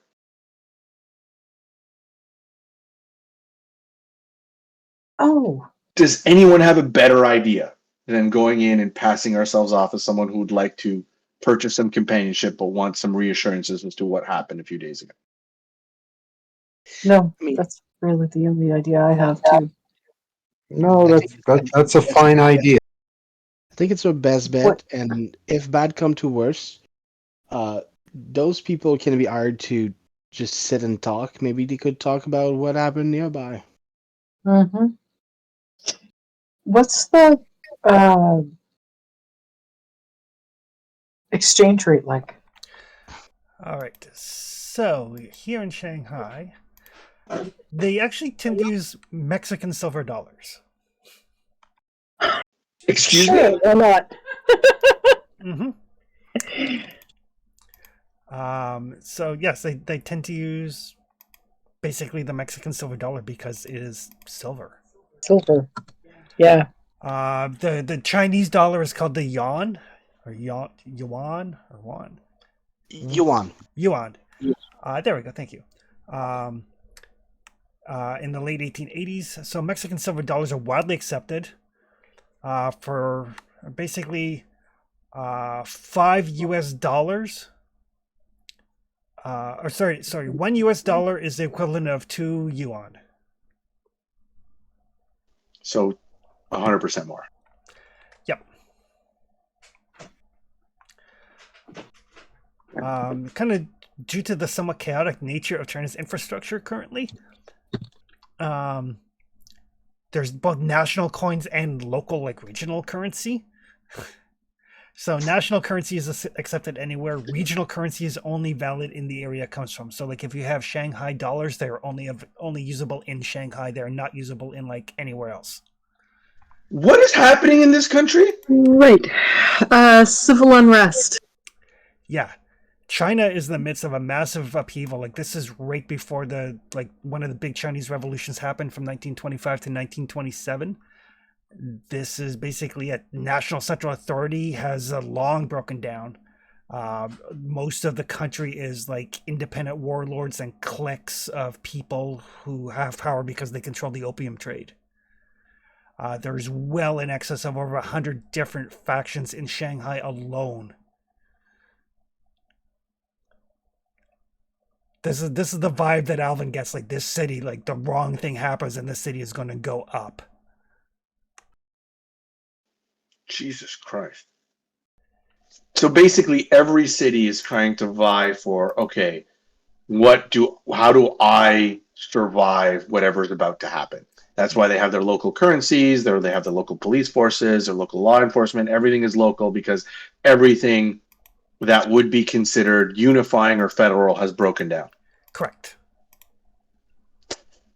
Freaking great.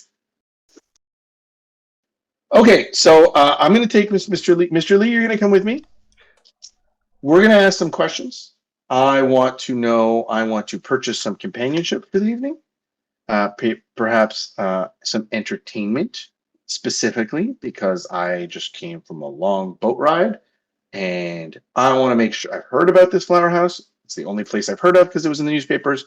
Unfortunately, it's the only place I've heard of because it's in the newspapers. And I want to know what happened to make sure that, I won't get accidentally caught up in whatever nefarious things are going on here. Is that good enough for you, Mr. Lee? I'm very uncomfortable with this. So am I. And he actually like crosses himself like the Christian, Cross. Yes. which is highly unusual for somebody of Chinese descent at this time.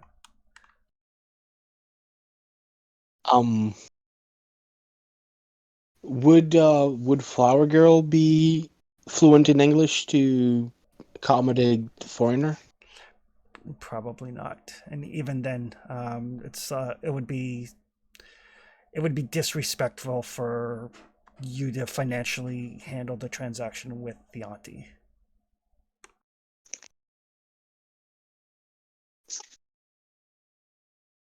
Well, we're gonna compensate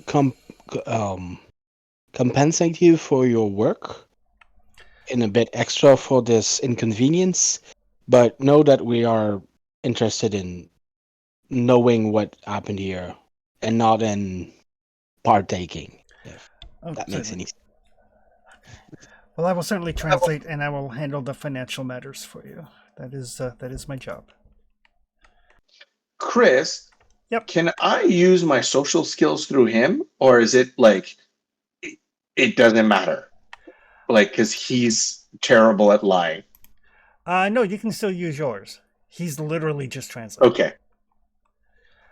All right. So as you approach and knock, is everybody going to the door, or is it just Alvin and Lee? I assume for your thing to work, Alvin, you need to go by yourself. But I'll stay in a side distance so you can usher me over, or if you need help, I can rush in.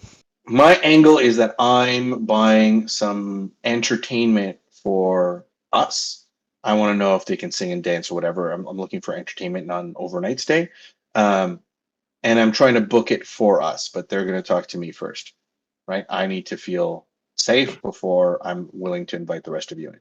How's that sound? Works for me. Is there any compulsion, Mr. Lee, about letting a woman into an establishment like this? No, certainly not. Wonderful. Oh, That's good. well. Are you willing to translate for me? Still, Yes. Let's do That it. is my job. Lead the way. And yes, Evelyn, you would have noticed that the places you've been, there is. It's not quite equality, not by a long shot, but it does seem like the places you've gone that there is a more equal footing between like men and women. That's a nice change. All right. So as you when you knock on the door opens. There's like kind of several very attentive young women. When the door opens. If you've ever seen the movies or something where somebody goes into the brothel and there's like always like 5 or 6 people like right at the door when the person enters.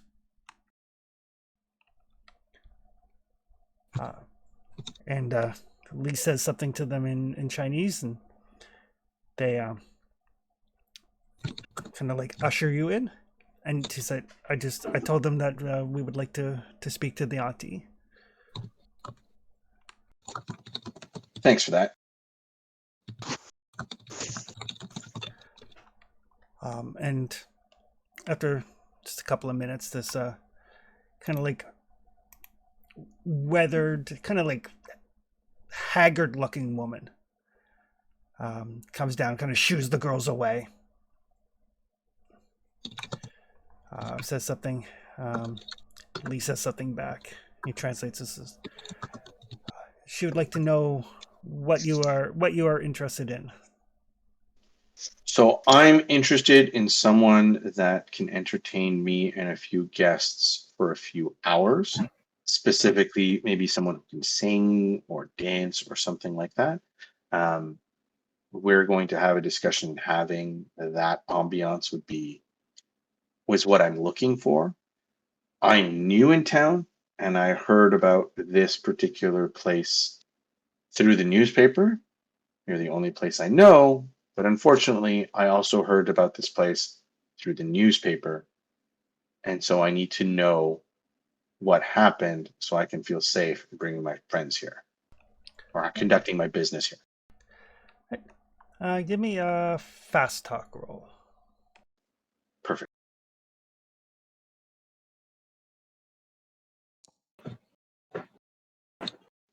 I can talk quickly. So Lee translates. She says something back. She's like, Auntie G wants to know how much are you paying? Tell her I'm not used to this, but I don't see any writing on the walls with what the rate is for the going hour. He translates back. Says, 20 yuan. Perfect. I'll take 2 hours. But I need to know what happened for me to feel safe to spend that money here. Or we'll be here for 2 hours. I don't want to get eaten by a bat.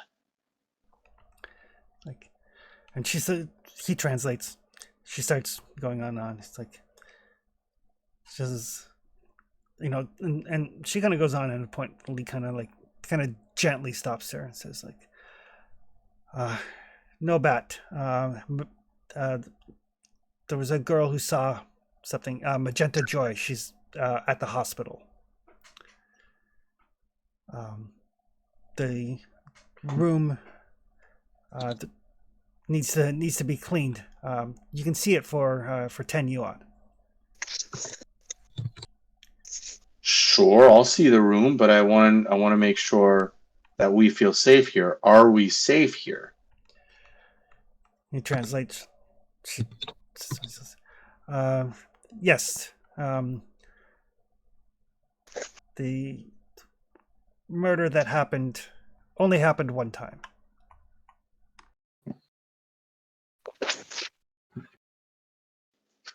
I will bring my friends. We will see the room. We'll discuss, and we'll see if we hire you for the evening. Okay. And the auntie starts saying something again. And while she's talking, I start taking out the amount of dollars that I need to be able to pay this person to see the room. Okay. To try to kind of like emphasize that I'm ready to start spending. Okay. And when Auntie finishes, Lee will turns to this. Auntie thinks that the room was cursed because the girl whose room it was, Choi Mei Ling, let an American stay there. Auntie didn't like it. Sold Choi Mei Ling place down the street. Didn't like the American staying here. But because he stayed here, she thinks that is why this happened in that room. Yeah, so you're saying that because an American spent the night there, terrible things happened in that room? We don't plan on spending the night anywhere, I tell her. Right. More that Choi Mei Ling let the American stay here without paying. I have money. That shouldn't be my problem. That seems to kind of calm her down. So I kind of open the door a little bit. I wave the friends in, and I tell them she's willing to let us see the room where everything happened for, is it $5 American? It's 100%, right? Yep. It's double, $5 American. We can take a look at the room, and we can decide whether we want to stay or not stay to partake in the entertainment. More importantly, I got the name of the person who was attacked, and they're in the hospital. Okay. She is not the one who was attacked. She's the one who saw the bat creature. The guy that was Oh, attacked right. is very, very dead. Right. The one who saw the bat creature. The one who let the American spend time in her room, right? It's her room. Nope. And She's in the hospital now? the person who died was not the American. All right. So the girl whose room it was, Choi Mei Lang, was letting an American stay there for free. Auntie didn't like that, kicked out the American, sold Choi Mei Lang to another flower girl house down the street. After that happened, this violence happened to a patron, and there was one of the girls saw it, and that girl is in the hospital. Perfect. That So girl's name is Magenta Joy. Magenta Joy is in the hospital. She saw it. The guy is dead. The girl who used to own the room was sold to another house, and the American is nowhere in this equation. He was left elsewhere. Exactly. I bring all the team up to speed with that summary, and we go see the room. Did Okay. Auntie see the face of the American? She did.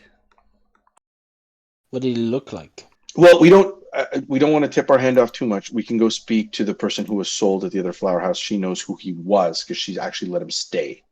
Okay. I assume Alvin can stop me before whatever Yeah. I say. Because we don't want to spread too much of information of who we are. That's how we get tailed, right? Yeah, you're perfectly right. All right. So you give Auntie the money, and she leads you upstairs to the room. As you start to approach the room, you can smell it already. Smell it. Yeah, it was a particularly violent murder that happened a couple of days ago, and the temperature's been in the mid-teens.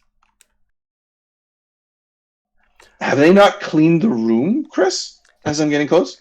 It has not been cleaned, not wholly anyway.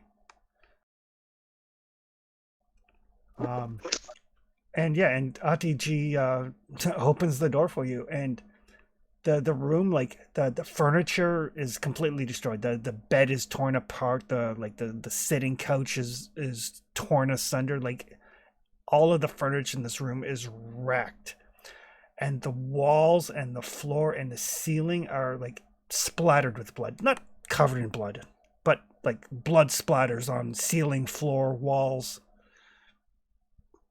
Whatever happened here was intensely violent. Whoa.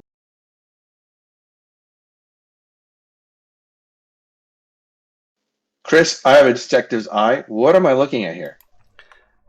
This is the scene of an extremely violent murder. You can give me let's call this spot hidden.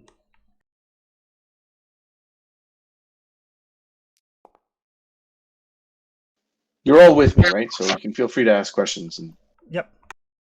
Yeah, I'm looking around too and trying to see if I recognize a sign of something being summoned to kill someone here. Like, I've seen. that's a good question. Was the door broken down and all that stuff? Good question. No, the door was not. I'm going to look around the room too, just for something, a clue, maybe something left behind or something like that. Okay.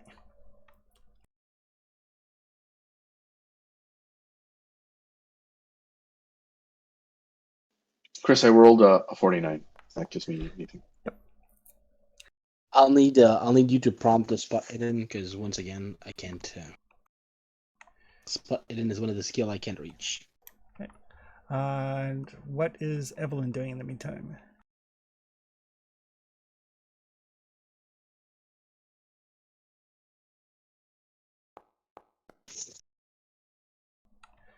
Oh, I think I need his AFK.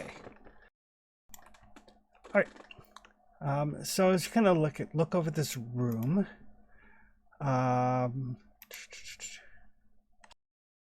both Alvin and Miles,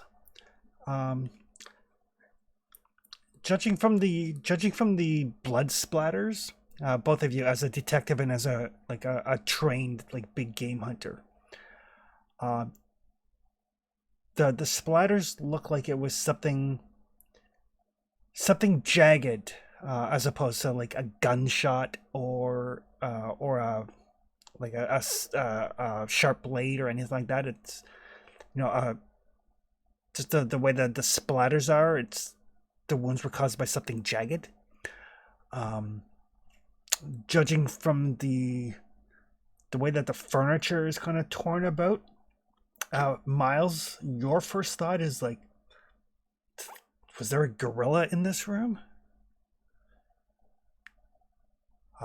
Like, it's not just the fact that like furniture is tossed about, it's the fact that like stuff is like destroyed, like torn apart sort of thing. And both of you kind of at the same time, underneath like one of the like corners of a broken desk, find a piece of what looks like leather, like a little piece of hide that maybe got torn off of whatever was responsible for this. When you say jagged, do you mean like something was torn apart by like tooth and nail? Like does this look like an animal attack, like a pile of wild dogs got in here, or jagged like a broken bottle kind of deal? More tooth and claw.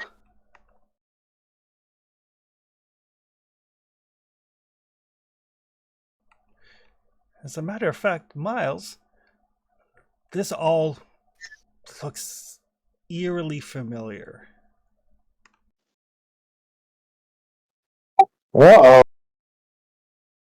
That's what I was gonna say. Like you have. I'm not having a traumatic flashback, am I? Why don't you give me a sanity roll?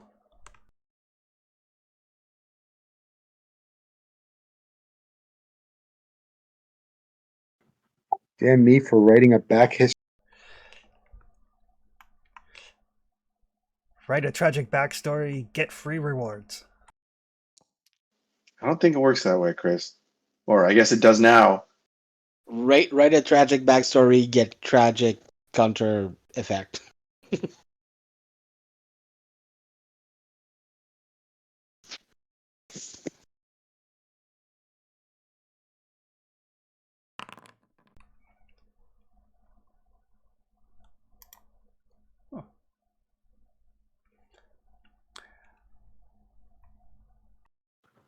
I didn't need that sanity anyway. Sanity's for chump.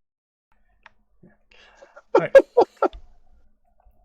So the rest of you, as you're kind of looking around this room, you kind of find this piece of leather that looks like it was torn off whatever was responsible for this.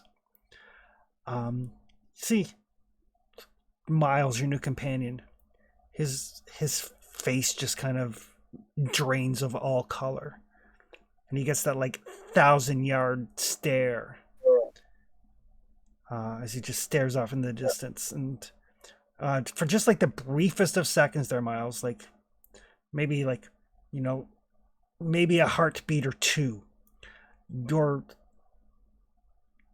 back there when you found your family. Just like for the briefest moment, it's like everything comes like into razor sharp focus of that time when you found your family. And then you kind of stumble forward a little bit, kind of like catch your breath, lean on the bedpost, kind of snap back to reality, as the saying goes. It looks like Keep it together, Miles. Stiff up a lip. Oof. I need a drink. Looks like someone let a pack of wild dogs in here. Or a gorilla. Hey, Chris, if no one's grabbed that piece of leathery hide yet, I will. Okay. I need Evelyn to give me a spot hidden roll. Okay. I I saw doubt that she will. it's fine. The numbers are exactly the opposite of what I needed to get. All right. So since Anita was AFK, basically, Auntie led everybody up to the room where the murder happened. Mm-hmm. We found a piece of leathery hide. Okay, perfect. So I don't know at which point you were AFK. I just heard that last bit that we found a piece of leathery hide. Okay. So the sequence of events is there was a girl here, one of the flower girls, whose name was Choi Mei Ling. She was letting an American stay here for free. Basically, the sort of thing somebody would do if it was like their boyfriend. Mhm. Auntie found out, didn't like it, sold Choi down the street to another flower girl, kicked out the American. And then the night after that happened is when this violence occurred in this room, which used to be Choi's. Some random patron got killed. There was a girl who saw it, who's now in the hospital, named Magenta Joy. When Auntie showed you the room, it is like the furniture is destroyed. There's like blood splatters on the wall, on the ceiling, on the floor. And Miles and Alvin kind of conferred for a second, and it looks like a wild animal attack to them. But they also found a piece of like some sort of hide or leather that may have gotten torn off whatever was responsible. That brings you up to speed. Okay. Auntie is saying something in Chinese, and Lee is translating as like basically she's convinced that because this American stayed here without paying, which apparently seems to be a really big thing for her, that this room was cursed. And she doesn't know what she's going to do now. She can't let anybody, use this room anymore. She's going to have to get a priest in here to bless the room. Like, she firmly believes that this American caused this curse on this room. She doesn't seem to actually care anything at all about the guy that was killed or anything like that. She's just concerned about how she can't use this room to make any more money. Does she know the American's name? From anything I know, can I check if this room is cursed? Both you and Evelyn can make occult rolls, actually. And does she know the name of the man? John. Okay. Of course it's John.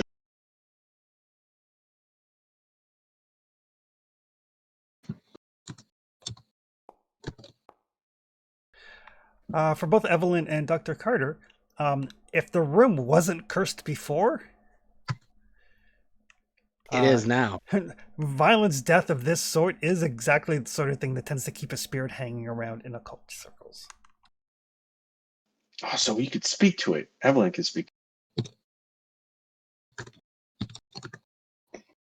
Do we want to pay a flower girl for an hour to do a seance? I would be willing.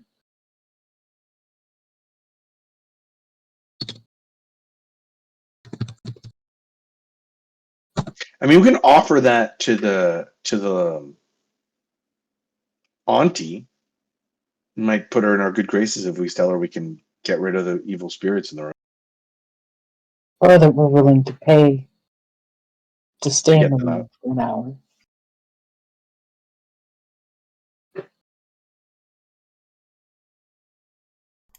It's like she's Lee translates and makes the offer. She's like, no. Needs a priest. Basically, she needs a priest to come in and cleanse the room. She's not interested in talking to the ghost like at all. Can't say I blame her. Can we? Hold on. She took us at face value for that. She was like, yeah, totally. Talk to the ghost is a thing. Mm-hmm. She's a woman who's bringing in a priest to bless a room. She's not superstitious. It's just a different superstition. Mm-hmm. But yes, Evelyn would like to know if we can just rent the room for an hour. 20 yuan.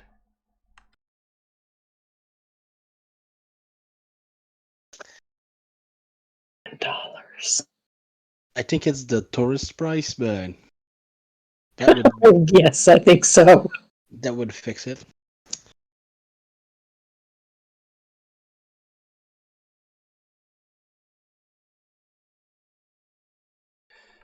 So yeah, so 20 yuan is like $10.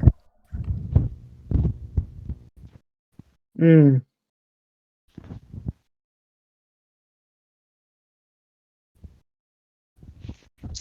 I'm gonna How ask in much? English to our comprador.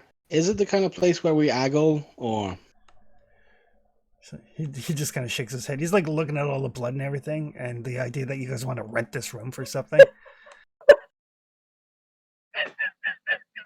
This poor kid. I say we just pay the lady and let our comprador take a few moments away to relax and not have to deal with this room. When one of you dies or goes insane, Lee is going to become an investigator because he's got the tragic backstory now. That's our job, providing tragic backstories for NPCs so they can become investigators. Yeah, my last business was sending orcs to burn a village to create adventures. Always leave the kids alive so they have the tragic backstory. All right, but yes, Lee's like just pay her. Yeah. I'm gonna pay the lady. Okay. She kind of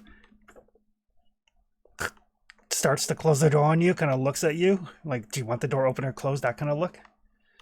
She's not asking any questions what you guys are going to do in the murder room. She's got her 20 yuan. The room is yours for an hour. I'll make her sign to close the door. Okay. Can we open the windows at least? Yes. And I'm gonna look at Lee. We're doing an investigation. Sorry about the nasty.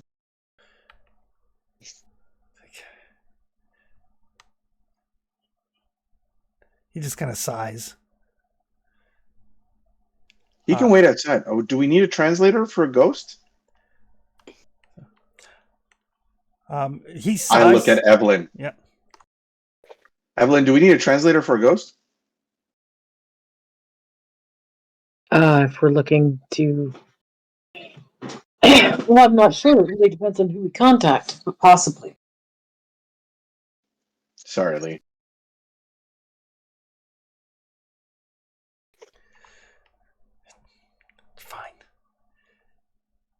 Fine.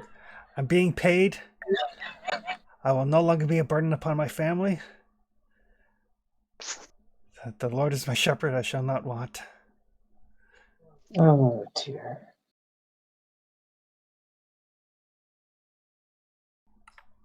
Evelyn will set up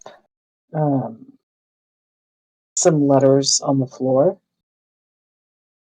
and find something she can use as a planchette. All right. And we'll try to spirit board in here.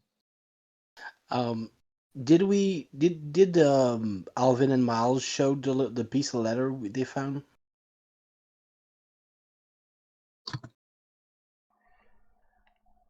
Good question. Did you guys? What?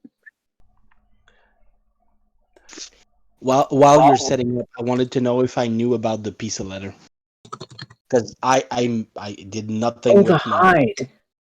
Yes. God, the leathery hide. Because I didn't spot anything. But I would mention animals. I don't know. Mark, do you want to hide that, or is it something you want to show? If no one else moved to grab it, I would have picked it up kind of absent-mindedly and stared at it and studied it a bit. And that's what I wanted to ask. Chris, does this resemble any kind of animal I might have ever had an encounter with, like a crocodile or anything? Actually give me a natural world lore. Natural world roll. Yeah.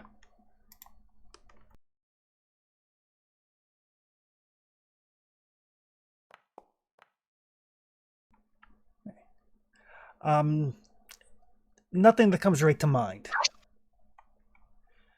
But since you're also examining it, give me a Cthulhu Mythos roll as well. Oh, God. yeah, that's what I was expecting. Watch, I get this one. Nope. I want to inspect it because I just assume it's somebody has summoned something to kill the guy here, and I want to know which one it is.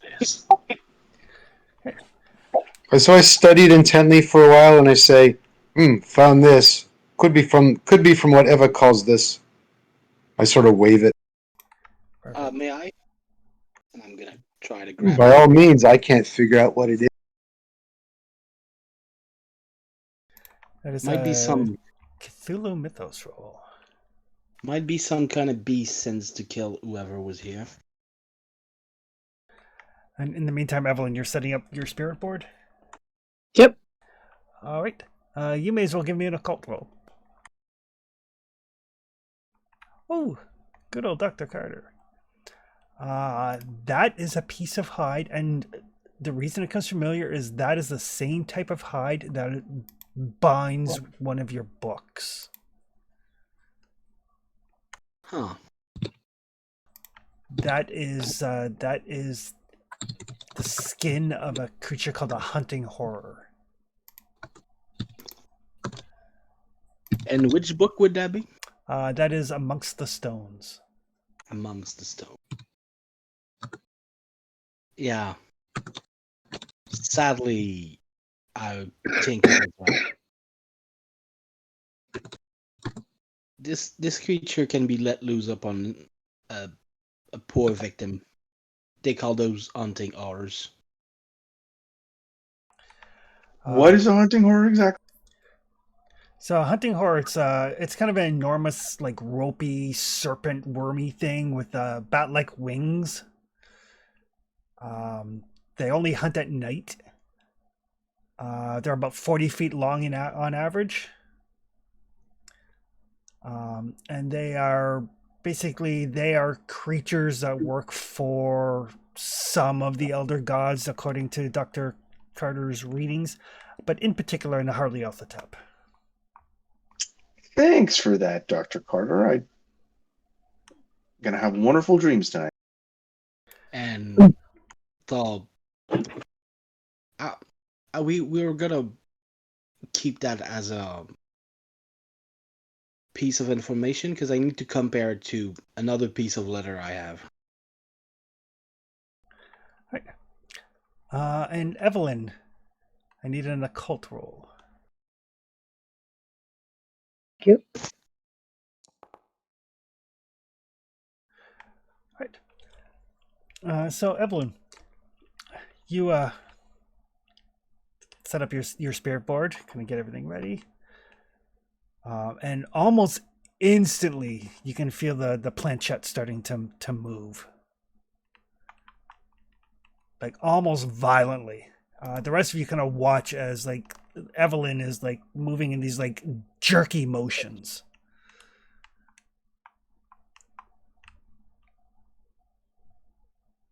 And then her eyes kind of roll in the back of her head. And if you've seen Wednesday, she kind of goes into that full body spasm, like everything just kind of locks up. And Evelyn, you see this room as it was before. Everything kind of nicely appointed. This gentleman gets kind of led into the room. There's voices speaking Chinese. You can't make out what they actually say.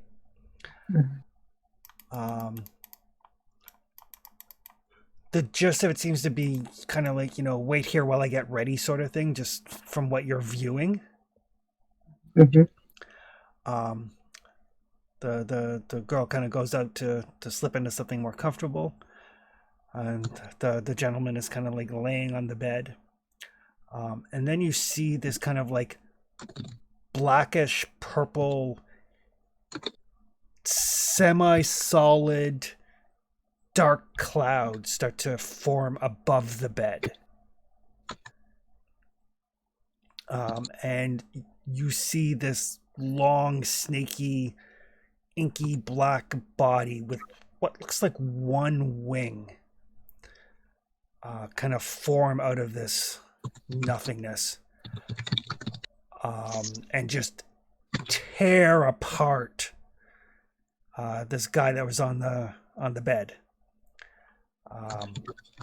The sheer size and bulk of this creature in this room basically causes the furniture to just break under its weight. But the two things that disturb you the most. One, you've seen one of these creatures before. In the vision you had of New York, there was one of these patrolling over the city. Mhm. Two is the fact that just as the vision ends because of the girl's scream as she sees it, that creature looked at you. And you can give me a sanity roll. It's in the vision. Is she standing behind me No. when she screams? Oh, No. well, there goes that hope. And you wanted a what roll? Cthulhu Mythos? Sanity? Both actually. I was hoping Which for roll do one you or want? the other. Damn it.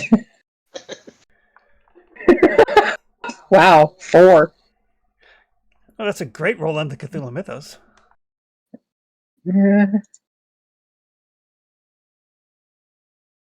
Oh, that not is so great on sanity. Not so great on the sanity.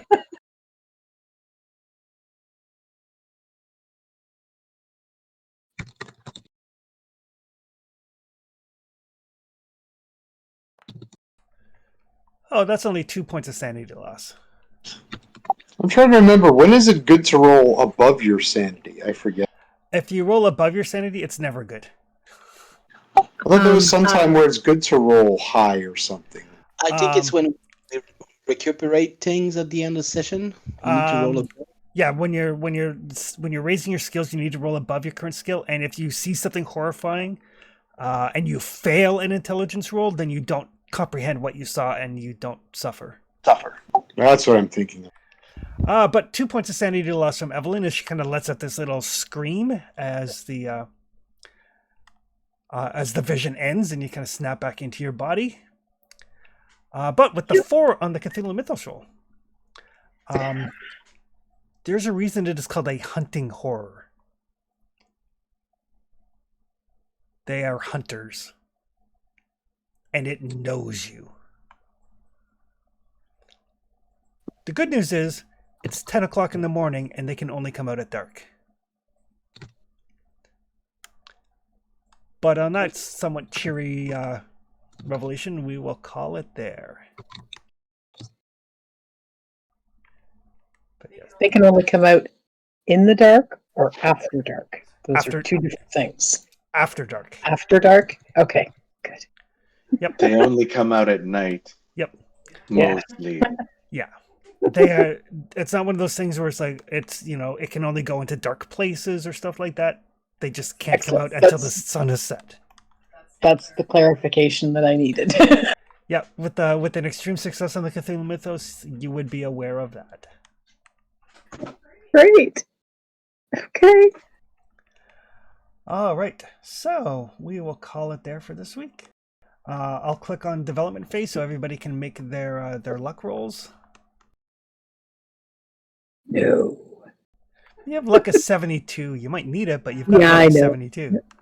I've got nothing to complain about, really. We're not doing development, though, right? Yeah, no, no. I clicked on the wrong one. Stats. Yep. But I'll put your law back on there, Alvin, because you actually got a critical success on your law roll when you're trying to figure out the intricacies of Shanghai law. Which is terrible, but okay.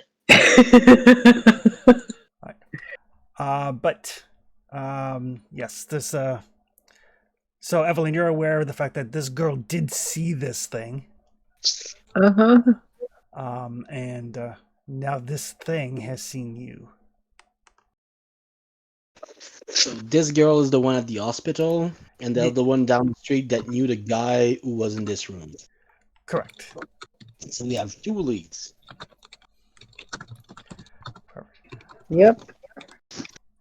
All right, and we will see everybody next week for more Cthulhu Mythos, and we'll see most of you tomorrow for Forbidden Lands.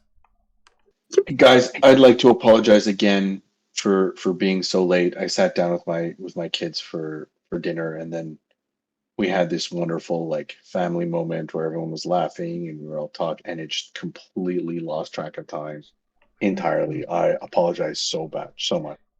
Oh, no, no worries.